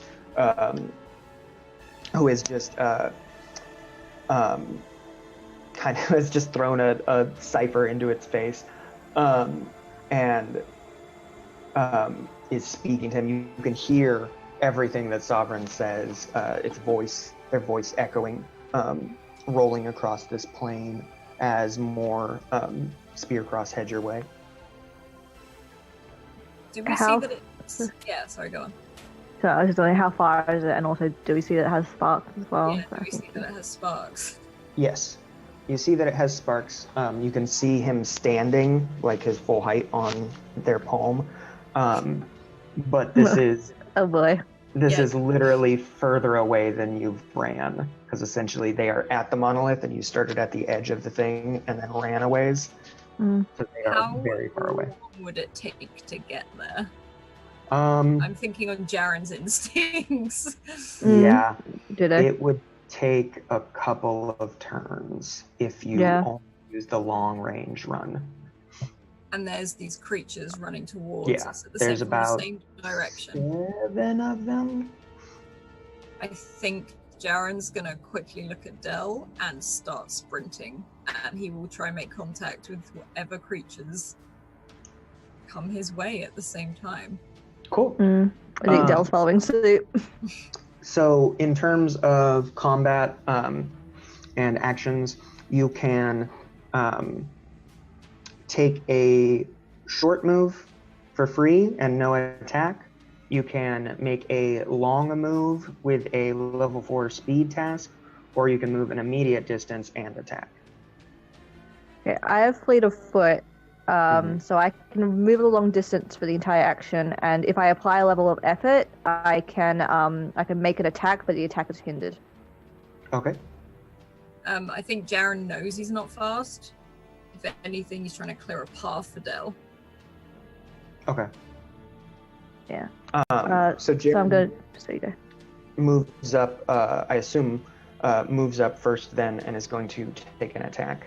Is that right? The first thing he sees, he's going to try and take an attack so that Del can keep moving.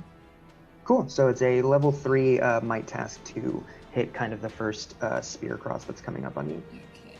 3. Yeah. Nice. And that's, again, add 1 for combat prowess and another 2 on top of that for Fists of Fury. Okay. He's not using any weapons. You do 8 points of damage, I think. Yeah, you are able to take out the spear cross easily. Yeah, he's just swinging as he's running. If anybody sees one coming up towards Del, he just tries to get that little bit ahead, swing and take it out, so Del can keep running. Perfect. Del, Jaren is sort of clearing a path for you as you move. You said you can move a long distance? I can move a long distance, yeah, and if I spend a level of it, I can attack as well. Cool. So you can move that long distance and spend the effort to attack. The attack won't be hindered, though, because Jaren's clearing this path for you. Oh, bless. Alrighty. So yeah, I'll do that. I'm going to run past. And just, essentially I'm running, and I'm just taking a swing as I run. Okay. A level 3 might task with your death sword. It's got to hit first. It's true. Yeah, no. Yeah, you are able to move in. You go for an attack, but it swings wide. But because Jaren has sort of cleared this path for you, you are able to sort of keep going that long distance. Yeah. Moving past Jaren's guards. There's a very brief kind of like halting speed where he just looks back at Jaren and says, "Stay safe," and then keep running. Beatrice, from where you are standing, Del is now a long range away from you, and Jaren is kind of pretty much an immediate distance from where you are. Are there any creatures that are immediately coming into Jaren's path? Yes. There Okay. are. So Jaren killed one. So there are 6 that are sort of converging, and Del is sort of moving past them towards Sparks. That is rough, but are they short range from me? The 6 that are heading towards Jaren. They are within yes. Okay, then in that case, I would like to just help Jaren as much as I can with clearing and just try and onslaught at least one of them. Okay, so it's a level 3. Okay. So level 3 difficulty. It's 3 to put in effort into this, correct? That's the general cost. So it's 3 to put in effort, and then minus any edge if you have edge in intellect. Well, I'm already putting edge into making the actual ability not cost me anything, so this will be level 3. But I'll put in 1 roll of effort, level 3 difficulty on onslaught force ray that does more damage. Okay. Wow. Wow, these rolls hate you guys so much. So the force ray is like the mental one? No, that's Mind Slice. Force ray is just it drags the hand across the crystals, but collects the energy in her hand and then just tries to shoot it out as a blast from her hands. Okay. Jaren, make me a level 3 speed defense, please.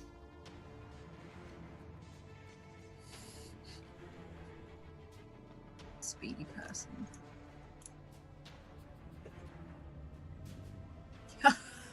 Here's today. It's not today, Dad. Today. So you are in the middle of kind of fighting as more of these come in, and you are able to essentially, you can already hear the incoming blast of force, and you sort of step back as it blasts through, cutting a swath through the ground, but not hitting you or any spear cross. I think he's in proper military mode right now. If anything, when Del said be safe, he didn't even hear it. He's just listening to everything around him. Right. Huck and roll. Zamira, from where you are, you have this vantage point where you can kind of see everything. It's just a pretty long ways off from you. What would you like to do? If I see anything new, I'm still going to be calling off information so that everyone who's on the ground knows what's coming to them to give them a better advantage, or at least be able to prepare themselves. Yeah, so you're able to sort of relay everything. Everyone is sort of, through your efforts, able to keep an idea of the battlefield, essentially. The spear cross at this point, there are the few that are still rushing towards Jaren, that Dell has gotten past, the wreckage of the Nightcraft is gone. There are the burn marks and the scratches through the mirror-like surface of the mirror planes, and blackened sections of it. But other than that, there's nothing. It has all been dissolved back into the monolith. And standing fully formed now, with what look like, because it's so giant, what look like little tails, sort of like wisping in the wind of these many spear cross that have formed this giant sovereign all over their skin, and they're looking at Sparks standing up on their palm as the sun goes down, and we enter into what is essentially night. And you see the reflective surfaces of the mirror planes slowly begin to glow this sort of dull lavender color, as if they have absorbed some piece of the sunlight throughout the day.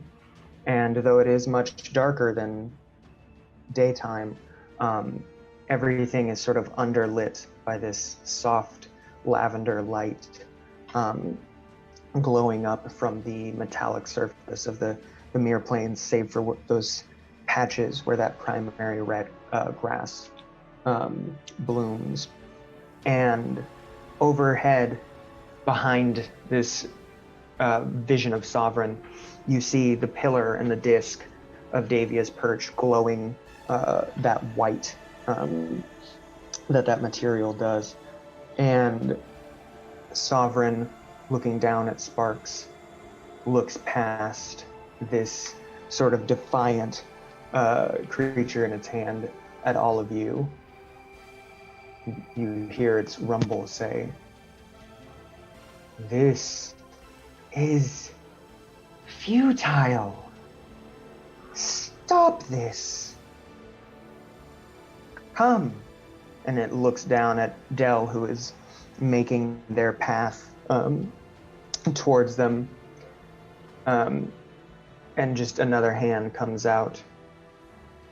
And then it kneels, and it offers its hand out to you, Dell, like a large ramp that you could run up.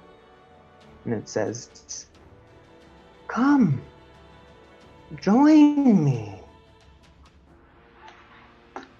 It is now Dell and or Sparks' turn. Do I hear that though when they say? Yes. Yeah. I'm screaming after Dell as I'm just sort of hitting his head. "Don't you dare!" Like, as it's sort of screaming after him.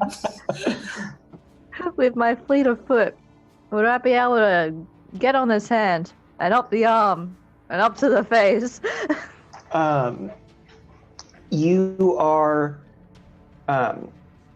you can move up it at that long range with your fleet of foot, and spend effort to make the attack. It will be hindered though, because yeah, that's fair. Yeah, I would be very surprised if it wasn't. But yeah, I will do that. Okay, so choose speed. Okay. What does hindered mean? It basically means that it increases the difficulty by 1. Okay, cool. Alrighty, what's the difficulty then, including the hinder? So you want to run up Sovereign's arm essentially and slash its face? Yeah.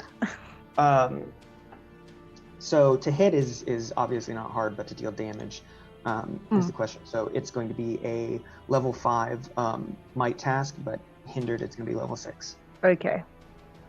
Can I spend a level of effort to bring that back down to 5? Yep. Ooh, we almost clipped 5 effort to roll. No, that's not right. Okay, so it's a 6 challenge rating, 1 effort to roll. Nice. I will stab her in the eye! Yeah, so we will. So you can choose the major effect or the +4 damage. I think you're probably covered on the damage section. Yeah, I'd like to go for a major effect and make her drop sparks. Perfect. Yeah. And she's at half height now because she's knelt to sort of offer you. This little ant that's running up her arm.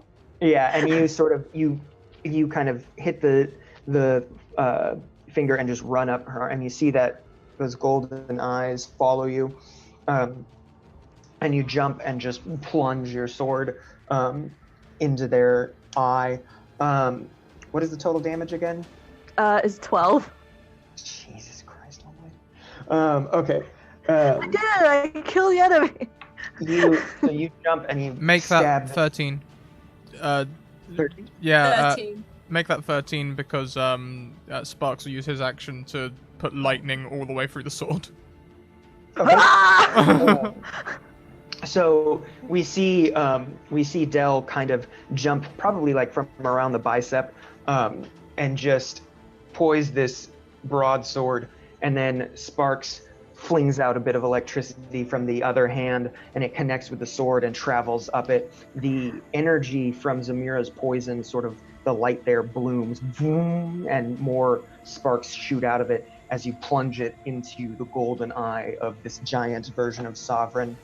And they rear back. Are you holding on to your sword and like staying on there as this giant head sort of rears back? Yeah, I think it's almost like they've got their two legs on either side of the sword and they've just plunged it down and they're kind of like crouching over it. Yeah, so you are kind of like up on it as Sovereign's head rears back. Sparks, I will say for Del's major effect, rather than Sovereign specifically dropping you, I'll say you can kind of choose a free action for what you wanna do in this moment, as Sovereign's attention is completely off you. Did you say they're wearing a crown? No. Anything metallic on them?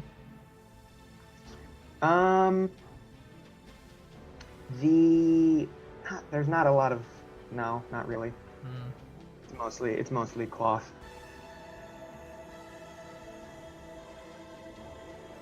Cloth burns. I'll The best statement. I'm not gonna go anywhere. I'm gonna stay exactly where I am if I've got a free action, and I'm gonna Yeah, I thought you might. I'm going to maybe onslaught. Yeah, let's onslaught their body. Can this be a short ray of force? Is that okay? What is that? So ray of force, is that normally a long range attack? No, it's usually you emit a short range ray of force that inflicts 4 points of damage. Yeah. Great, I'll do that. And because of my electrical abilities, that will be electricity damage, and things may catch fire. So you, is that an attack roll? Do you have to roll anything? I don't know.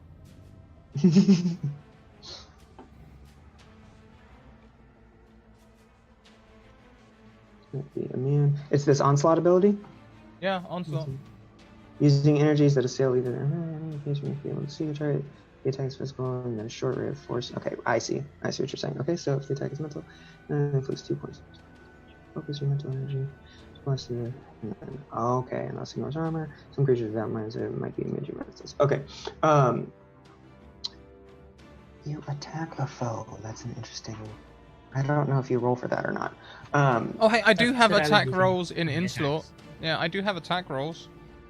Okay, yeah. So then make a intellect attack. It'll be level 5.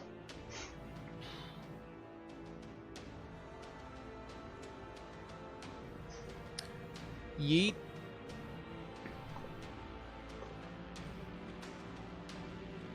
There it is. Oh, time to.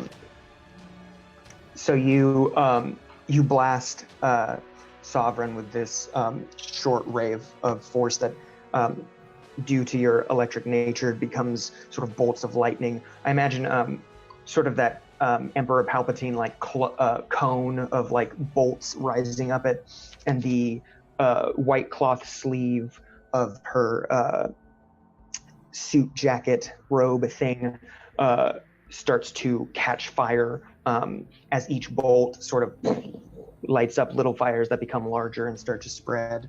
And you deal 4 damage, was it? 4 points of damage? 4 damage, yes. Cool.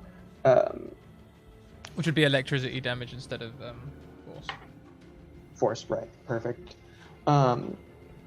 Jaren, you are in the midst of these spear cross. I am going to roll them up into a swarm so that it is easier. If you would like to attack them, it'll be a level 4 might task. Put them in a swarm, it'll be easier. It's Okay. just, it's in terms of stats and rollings, yeah. Level 4, did you say? Sorry. Yeah. Oh dear. Do you have a reroll? I don't believe I do. Or do I? I do have a reroll. I will Okay. reroll Ken that. gifted you Go one. for Did it. you use it? Yes. Yeah. No, I haven't. Thank you, Ken. Thank you. Oh wow. Okay. Oh, this is not an intrusion. No. Yeah. So you are fighting with these things. Your next attack with Beatrice. What are you doing?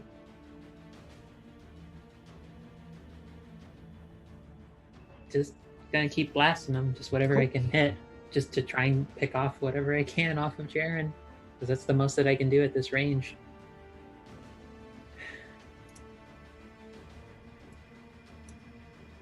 So it's a level 4.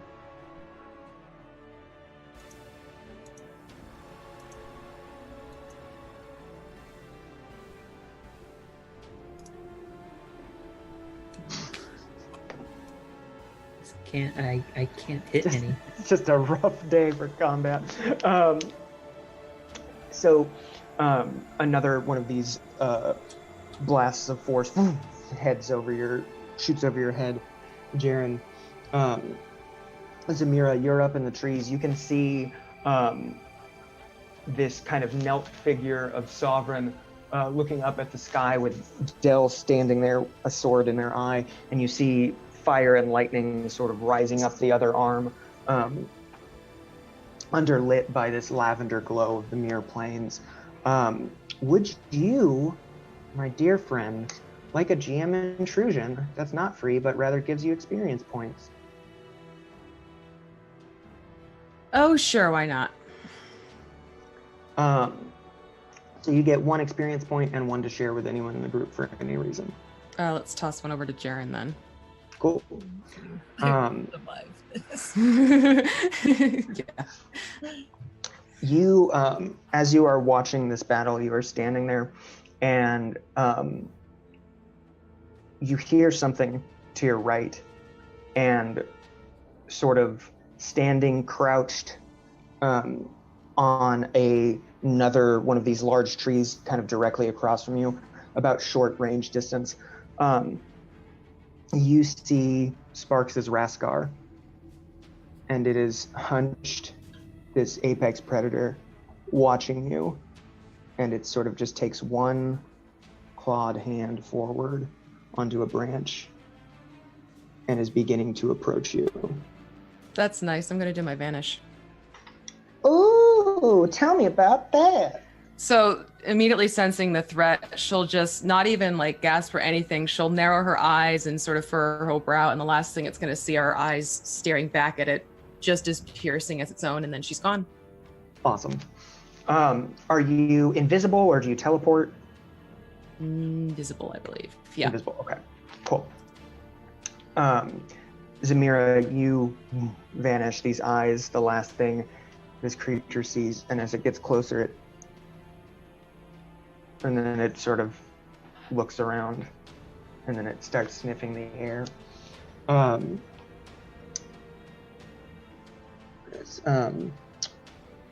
Sovereign, you hear, Del, you are on top of this thing, and you hear this loud, impossibly loud scream as fire burns up its arm, and you stand with your sword impaled in its eye. and then it's cut off as the jaw clenches, and it brings its hand up to grab you. It is a level 5 defense task. Okay.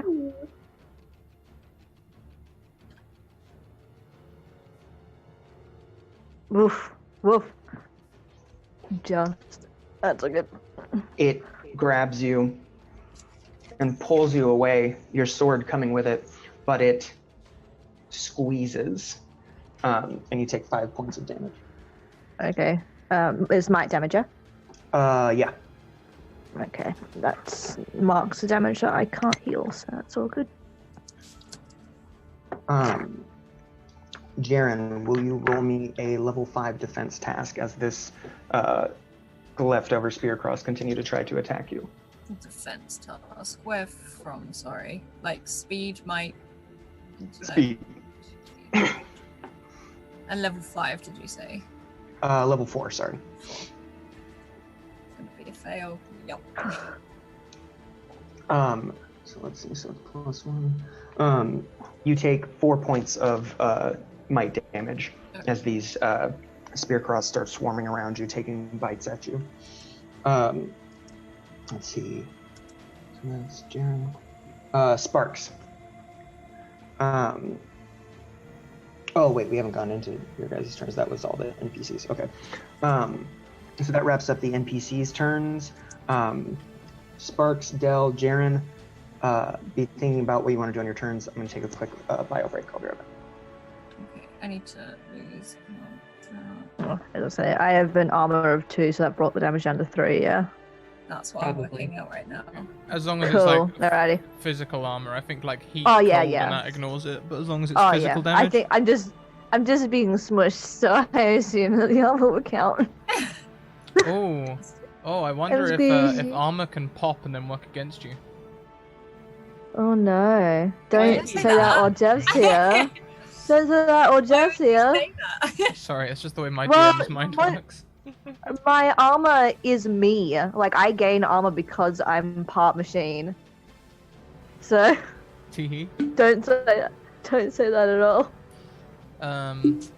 Don't say that. I'm just saving your ass.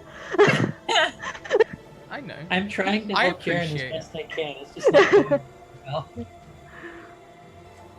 As well, I'm- yeah. The dice haven't been kind. It's been like what? It's been either extreme. I haven't seen. There I isn't am a much. level 1 warlock. I only have 1 Eldritch Blast. What else is that? When it Oh, whips, God. I can't do anything. Okay. Yeah. Let me look at what funky stuff can I do. Say for stabbing. I'm just gonna stab.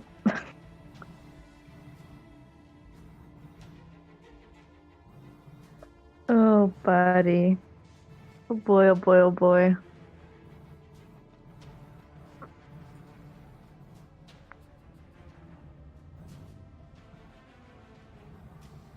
Okay. Welcome Cool. back. Come back.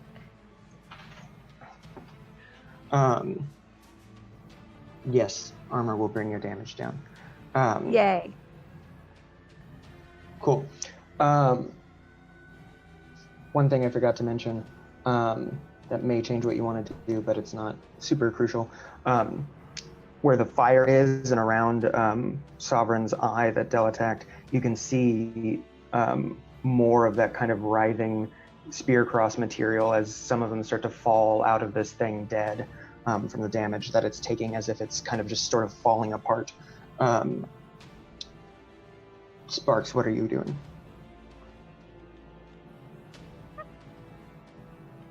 I think more of the same. Sure. Valid. I mean, does it seem like it's armored or anything? No, it seems to be taking just straight damage. Have at thee. Cool, roll me that level 5 in.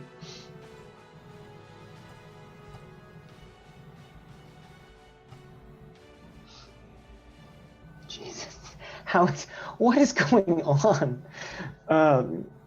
Refresh roll 20 if you can. Can't, so- it'll kill the production. No. Yeah, I'm so sorry, Sparks.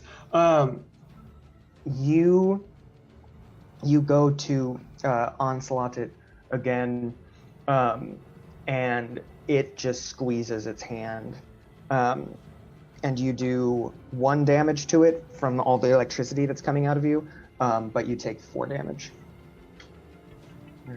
Okay, Sparks is impaired. Okay. Del, from where you are, so it has both of you in its hands right now. Del, your head is free, and you can see kind of the other hand with Sparks in it closed around them, but you see like the electricity through its hand. Alrighty. What would you like to do? Okay. Can I still have hold of my sword, right? You Like, have within your the sword grip, in your hand, but yeah, you are. Yeah. gripped, essentially. Can I try and break free enough to bring the sword up through the palm that's gripping me? Mm-hmm. Yeah. So that would be a might 5. Might 5 already. I'm gonna spend a effort to bring that down. Okay. So might 4. Whew. Nice. There you go. Okay. We'll say that you're able to sort of break out of it and essentially use your sword to attack it. As it's crumbling sort of from the eye and from the other arm that's holding Sparks, you are able to pry open its hand enough to stand and just get a slash on it. And Sovereign turns and looks at you, eyes wide, and it just says, "Fine. I'm done being generous." And it falls into pieces as this sort of giant conglomeration of Spearcross falls apart. And you and Sparks both fall a short distance to the ground. Okay. In this sort of pile of dead Spearcross. Jaren, what would you like to do against these? I think it was 5 Spearcross. I think he's literally just in a bit of a rage. As much as they're jumping on him, he's trying to grab them, pull them forwards, hit them back. He's almost forgotten about Sovereign right now. Right. So it would be that same level 4 might task to attack them. Okay. Also going to use a level of effort. There it is. There we go. So you do 4 plus 3, right? 4 plus. Well, hang on. My actual damage is 6. Plus Oh, okay. So 6 plus 3? 6 plus 3. Perfect. Tell me how Jaren beats the crap out of 5 Spearcross.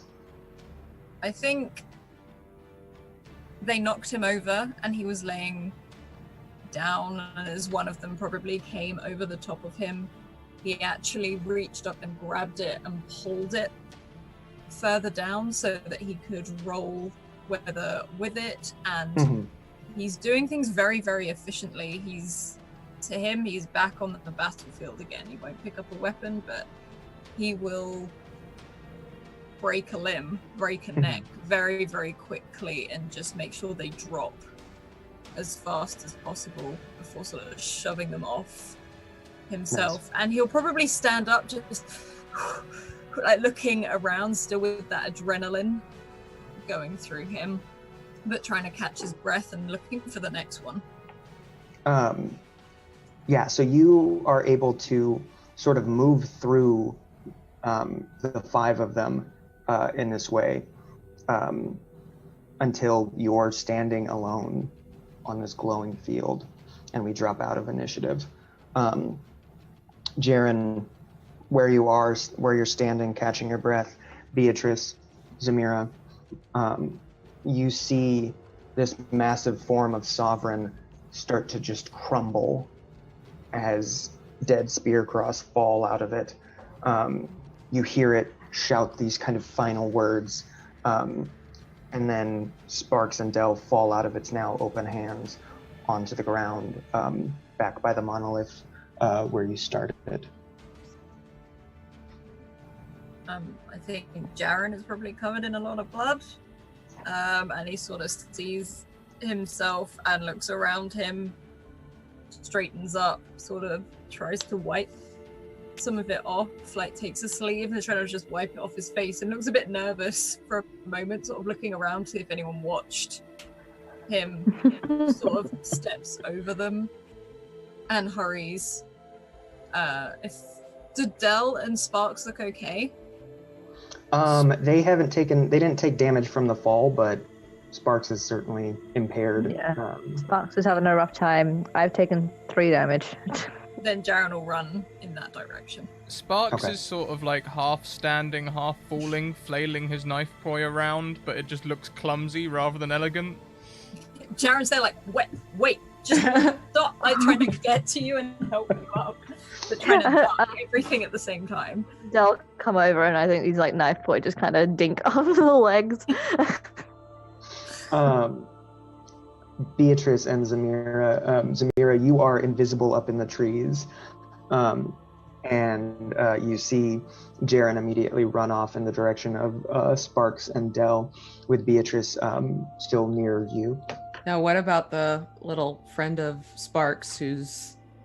It is sitting there just sort of watching Beatrice. Okay, now, God. I have a cipher, Switching. which I'm trying to figure out. Machine control implant. Does this control machines or does it control things? Let's find out in the book. Machine control implant starts with M. Machine control implant. When activated, the cipher splits into 2 pieces. One is affixed to a Numenera device and the other to a character. The character can then use their mind to control the device at long range, getting it to do anything it could do normally. So this is essentially, you would affix this to a Numenera, and then it would allow you to like activate and use that Numenera even when it's far away from you. Okay, so then it's not something I can use to control the creature then. Correct. Okay, so then I'm going to use my other one because my invisibility ends pretty much soon. So I have the visage changer. Mm-hmm. So switch myself to look like Sparks.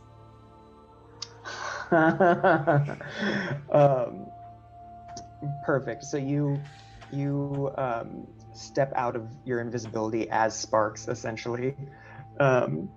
And it's watching Beatrice, and its tail is swishing under the branch. And then it looks, and then it kind of... In her most Sparks-like voice, she'll say, "Hey, go find some food back in there," and point back into the woods to redirect it. It sort of like jumps in a circle from branch to branch until it's facing the other direction, and then it hops along branch to branch deeper into the forest. And then I'll scale down the tree and head towards everyone else. Fucking wonderful. Perfect. So you meet up with Beatrice. Beatrice, what are you doing? Well, she saw Jaren, so I think her first concern would be to just immediately get as close as she could to Jaren and check in on him. Also, hello, cat. Beatrice and Zamira, you join up with the rest of the party. You are standing in or near just a pile of these dead creatures. What was left of the Nightcraft is gone. The Moraviri are gone. You're standing on the dull, glowing plains next to the monolith as you all converge after this battle. Can I just, more out of habit than anything else, try and scan just the area around me? Just anything within a short range, just to see if I can find anything that they might have missed. So, 10-foot key, including all objects, creatures, damage, short range, scan a creature, level. Your scan goes out, and you feel a pull towards something. And amongst all of the kind of basically the pile of Spearcross closest to where the Moraviri were first fighting before they fled, you're drawn to a large glowing white orb that you immediately recognize as one of the control orbs from the Nightcraft, what is it called? Like control deck. The same orbs that hovered in front of each of your individual chairs that you used to sort of operate the craft.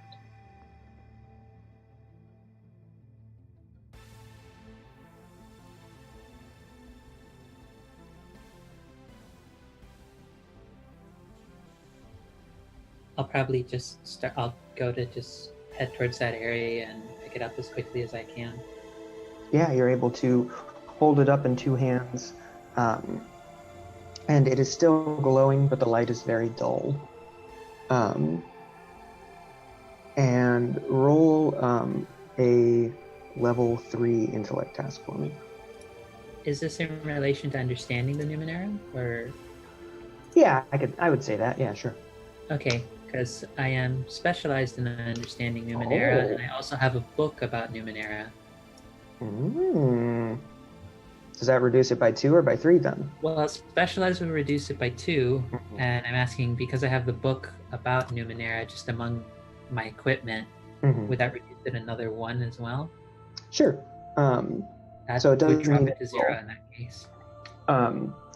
You look at it and you have used this thing before, and you are able, especially with the additional ability of your scan, to interface with it sort of in the way that you used to when the Nightcraft was whole.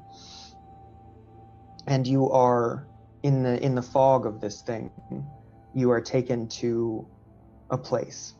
You don't enter it, but you're viewing it through this orb. And that sort of white glow becomes a red glow. And sitting alone in this large, empty red room, the sort of room that you've always assumed Sparks was referring to anytime he mentioned the red room, you see a sort of beaten and battered woman, and some of the red that makes up her whole body has started to fade away. And where there would be bruises or cuts on a human who's been hurt, instead the red has vanished to reveal a regular woman. These bruises have sort of disappeared red, and she stands there, or sits there rather, knelt, her dress kind of just baggy around her. She's hunched, and she looks up at you through the orb, and she just says, "Help me." And then it sort of shimmers and fades. No, please no, don't go, no. I keep Dims. like just trying to shake it and like just try and get it to do something. It doesn't respond. Please no. Please no. Please don't. Del, go for it. And just start like combing through all of my pages just furiously, just seeing anything that I can find that would help it. And it's getting about as bad as seeing the initial crash again, in terms of the movements are getting frenetic and out of focus. You flip through these pages, but all it's ever really referenced in terms of the Nightcraft are things that you've been able to essentially cross-reference. So you've sort of built up a knowledge of this thing based on the knowledge of how other Numenera work. The Nightcraft is essentially singular to the Ninth World. It's not something, even amongst the Numenera, that you've known all too well.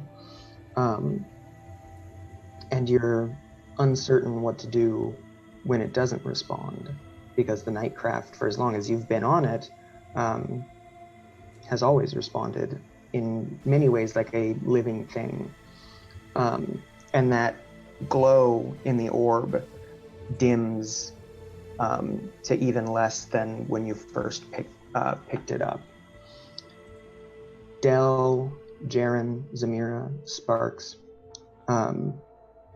as you are all sort of recuperating to the best of your abilities after this battle, you can see Zamira, her tall, ghostly form holding what all of you are, sorry, Beatrice, her tall, ghostly form holding what all of you would be able to recognize as those same control orbs that you used when you were on the ship.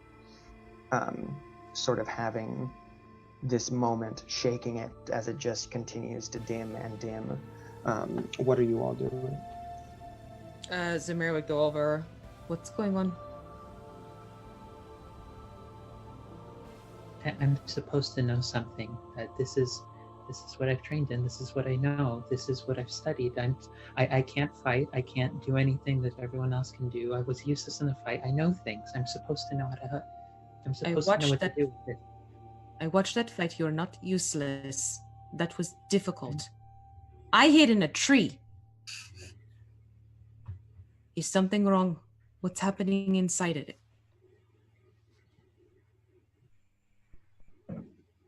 She's hurt. The woman in red. The woman that Sparks talked about. Zamir will let out a big sigh, and she's going to put her hand on the orb and try doing her healing hands on it. That is very interesting. And you'll see she's doing it with some reluctance, but also resolution. Whilst you have the description for that ability? Go for it, Sparks. Good. No, I was just gonna say, why is this going on if we're thinking about how this will resolve? Probably in the back where somewhere Sparks passes out. He took just like as Jaren holds him, like, yeah. He took a fuck ton of damage during that fight. Yeah, like he may not have looked to have done, but like you can probably smell burning flesh. Cats. Oh no. Fresh. Yeah, I think Jaren sort of like was holding him, kind of still is, even though he's passed out and is now looking with what, because he was at the same time like pulling up his sleeve trying to clean his face off because he's pretty caked. Covered in blood. He's pretty caked, and he's looking around just like, There's like fresh Lichtenberg marks down both his arms, like bright red. Like yeah. Del will come over to Jaren and just look down and then just hold his hands out, like indicating, like, would you like me to carry Sparks for the time being while they rest? Lifts him up and passes him. He's like, be careful, I think he's pretty burnt. Yeah. They take the sword, flick the blood off of it and sheath it, and then carry Sparks very delicately. Without even looking over her shoulder or anything, she'll just say to Del, bring him over to me so when I'm done here I can work with him. It's just very well, and that will move over. Like almost like carrying a child, like supporting the head. Like Sparks' head is against like Dell's chest, and very, very almost nurturing, I guess. So Jaren's like just behind, not really knowing what to do now as he sort of shuffles along to see what's happening. Still trying to clean himself up. And Zamira, do you have the text for that ability? The healing touch, yeah. Hold on. Da-da-da.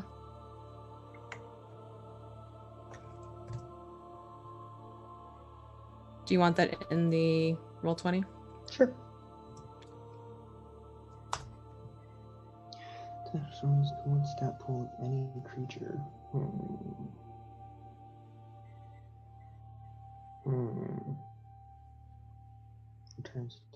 Interesting. Roll me a level 4 intellect task. Okay.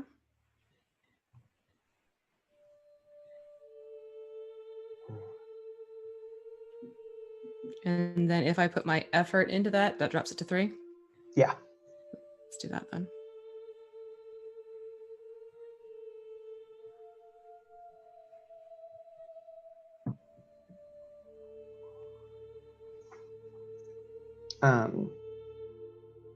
You place your hands on this orb and you concentrate that same energy that lives inside of you, the same energy that you've used to heal your companions, even Dell. And the light that emanates from your hands turns red. And we see that dim glow within the orb change from white to red and bloom brighter. And we see the red room again. And we see the red lady. She is in that same kind of huddled position. And she looks up at all of you, or at Zamira and Beatrice. And she stands to her full height as those splotches of non-red begin to disappear. And she starts to turn the same full red that you know her to be. And as she rises to her feet, she looks out at all of you, and her eyes snap to you, Zamira. And she says,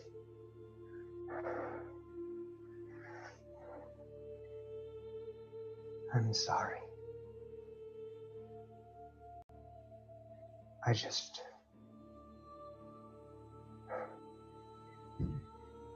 I need your help, and I can get you home." Understood.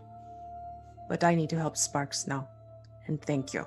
And she'll just step away from the orb and sort of look up at Beatrice and kind of give a sympathetic, like, well, did what I could kind of shrug. And then walk over to Sparks and Dell and pretty much grab onto Sparks' hand, and she'll do more healing touch on Sparks this time.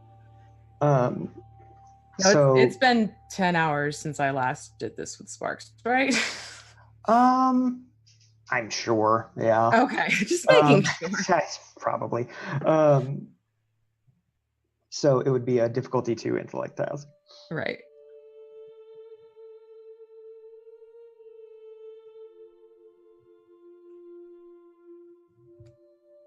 Ooh. Nice.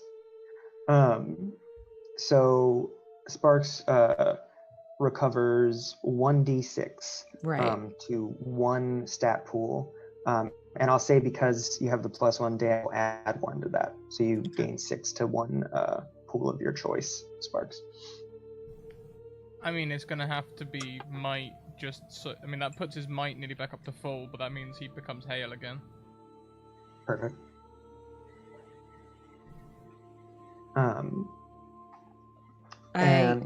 She'd look into seeing that he's Sparks, your friend flew. Well, I sent your friend back into the woods. He thought I looked like a tasty snack. I don't think Sparks would actually wake up with the healing. He'll probably nap for maybe about an hour so that he can get recovery roll. Cool, yeah, go ahead. Rest in Dell's arms. Rest in the arms of Dell. I mean, it definitely hasn't been an hour yet, but like, you know. In the arms of the angels. Maybe his breathing just becomes a little less ragged with the healing. He, you know, maybe some of the redness goes down and he looks a bit less sore. Okay, so then Zamira would just go over to where Jaren is and just sort of sit down. She's looking tired at this point, having done this twice, and she's just going to sit down next to Jaren, not saying anything, but just sort of staring off into space. He sees you sit, moves his arm away slightly, so not to cover you in anything, but he does sort of with his head lean in. It's like, are you okay? I'm going to need to rest soon. I think we all do. We can do that.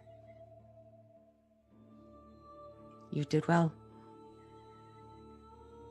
And then slightly ashamed, is it? Yeah. That was only a few of them, it's fine. But you still did well. Thank you. She'll just sort of smile and sort of like has her knees drawn up, and she'll just put her head down on top of her arms. He sort of turns and then looks just straightforward again, almost how she did, stare at nothing, just and just keep trying to wipe off his face. Beatrice will just... She still has tears going down her face, and she'll just walk over. It's obvious that she's still upset, but she'll just sort of like sit down next to Jaren. I think she will try and like rest her head against his shoulder, the good shoulder, not the one that's hurt. It's a bit gooey, I warn you now. I'm used to this. Why do you think I ended up like this? I've explored more than a few different places that are just as bad. And When you say I'm used to this and you're laying effectively in blood and guts, he's sort of like, okay. Okay. Yeah, no, I think as best as she's not doing well. She's kind of just very out of it based off of just what happened, but she saw what went down with Jaren and will just sort of like try and be next to him on his shoulder and just ask him, "Are you okay?" And he sits very upright. He's like, "Oh, yeah, no, this isn't mine." God damn it. I know. I saw where it came from. Oh, yeah, no, I'm all good. Again, sits almost very military, like very rigid, upright. Just, yeah, I'm fine. Yeah, I think Dell will sit down as well, just saying that like it's what everyone else is doing, so we're just gonna sit in the middle of this field apparently. He'll sit down and just very, very gently put Sparks down, maybe rest Sparks' head on the solid bit of leg that Dell has, and look to Beatrice and be like, "My instrument, do you have it?" Oh, yes, hold on. And she goes peering, like basically almost having to like do full-on head dive through her bag because she just has so many papers and stuff through it. She's here. She pulls it out. Yeah. I think Dell will take it, just give a very thankful nod, and just kind of looking at the party that is like one of them's unconscious, one of them's covered in blood, and like everyone's really stressed. They just start playing this really just serene little tune. It's probably something that people recognize. I think it's something that probably I guess a common song on the Ninth World, maybe like a lullaby or something like that. that's like told like in certain areas. But yeah, they just start playing this little tune, and the lights on them go like just a really pale green as they play, because in their mind it's what helps calm them down. So maybe it'll work for everybody else. Jaren actually relaxes a tiny bit and doesn't change his eye line, still looking into whatever's ahead, not really looking at anything. Smiles very slightly, very, very slightly, almost if he's listening absent-mindedly, but just stares. Zamira would take one of her hands out and sort of snake it up towards Jaren's and default back to the just hold his hand. Yeah, it's almost like he feels you do it, he just not looking, holds open his hand, takes it, and then just rests his hand down. And as we look down on our group, sort of huddled around an unconscious Sparks and a glowing orb on these lavender plains in the night on a strange planet, we zoom down into the fog of the orb and push through it, past that white to the red. And we see the Red Lady standing, looking up at nothing in particular. And behind her, a woman with long white hair, with a white suit jacket, long robed sleeves, in white pants that end in heeled boots, steps up behind her and says, "Zedemiah, we need to talk." And that is where we will leave NightBorne for the night. I recognize that name. Oh my god. Yeah. Well, Sorry, everyone. those rolls were so brutal. Jeez. That was brutal.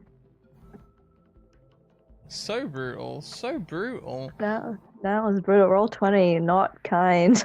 20 has not been kind lately. Not kind at all.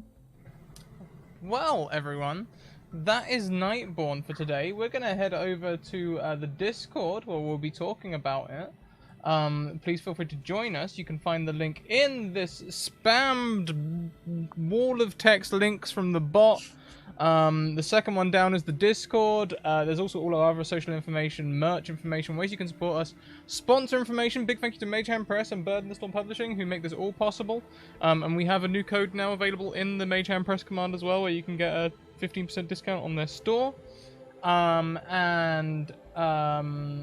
Actually, I've just realized that for some reason the opener isn't updated on that one after all. That's very annoying. Oh, it's because it's the close command. Okay, yeah, fair enough. I'll repost. I haven't updated the close command yet. There it is.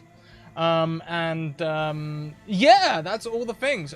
So we will be back in 2 hours for some Call of Cthulhu, with Alice running the show, and we'll be back next week for more NightBorne. Thank you very much, everyone. We will see you in Discord. Bye. Keep on evoking emotion.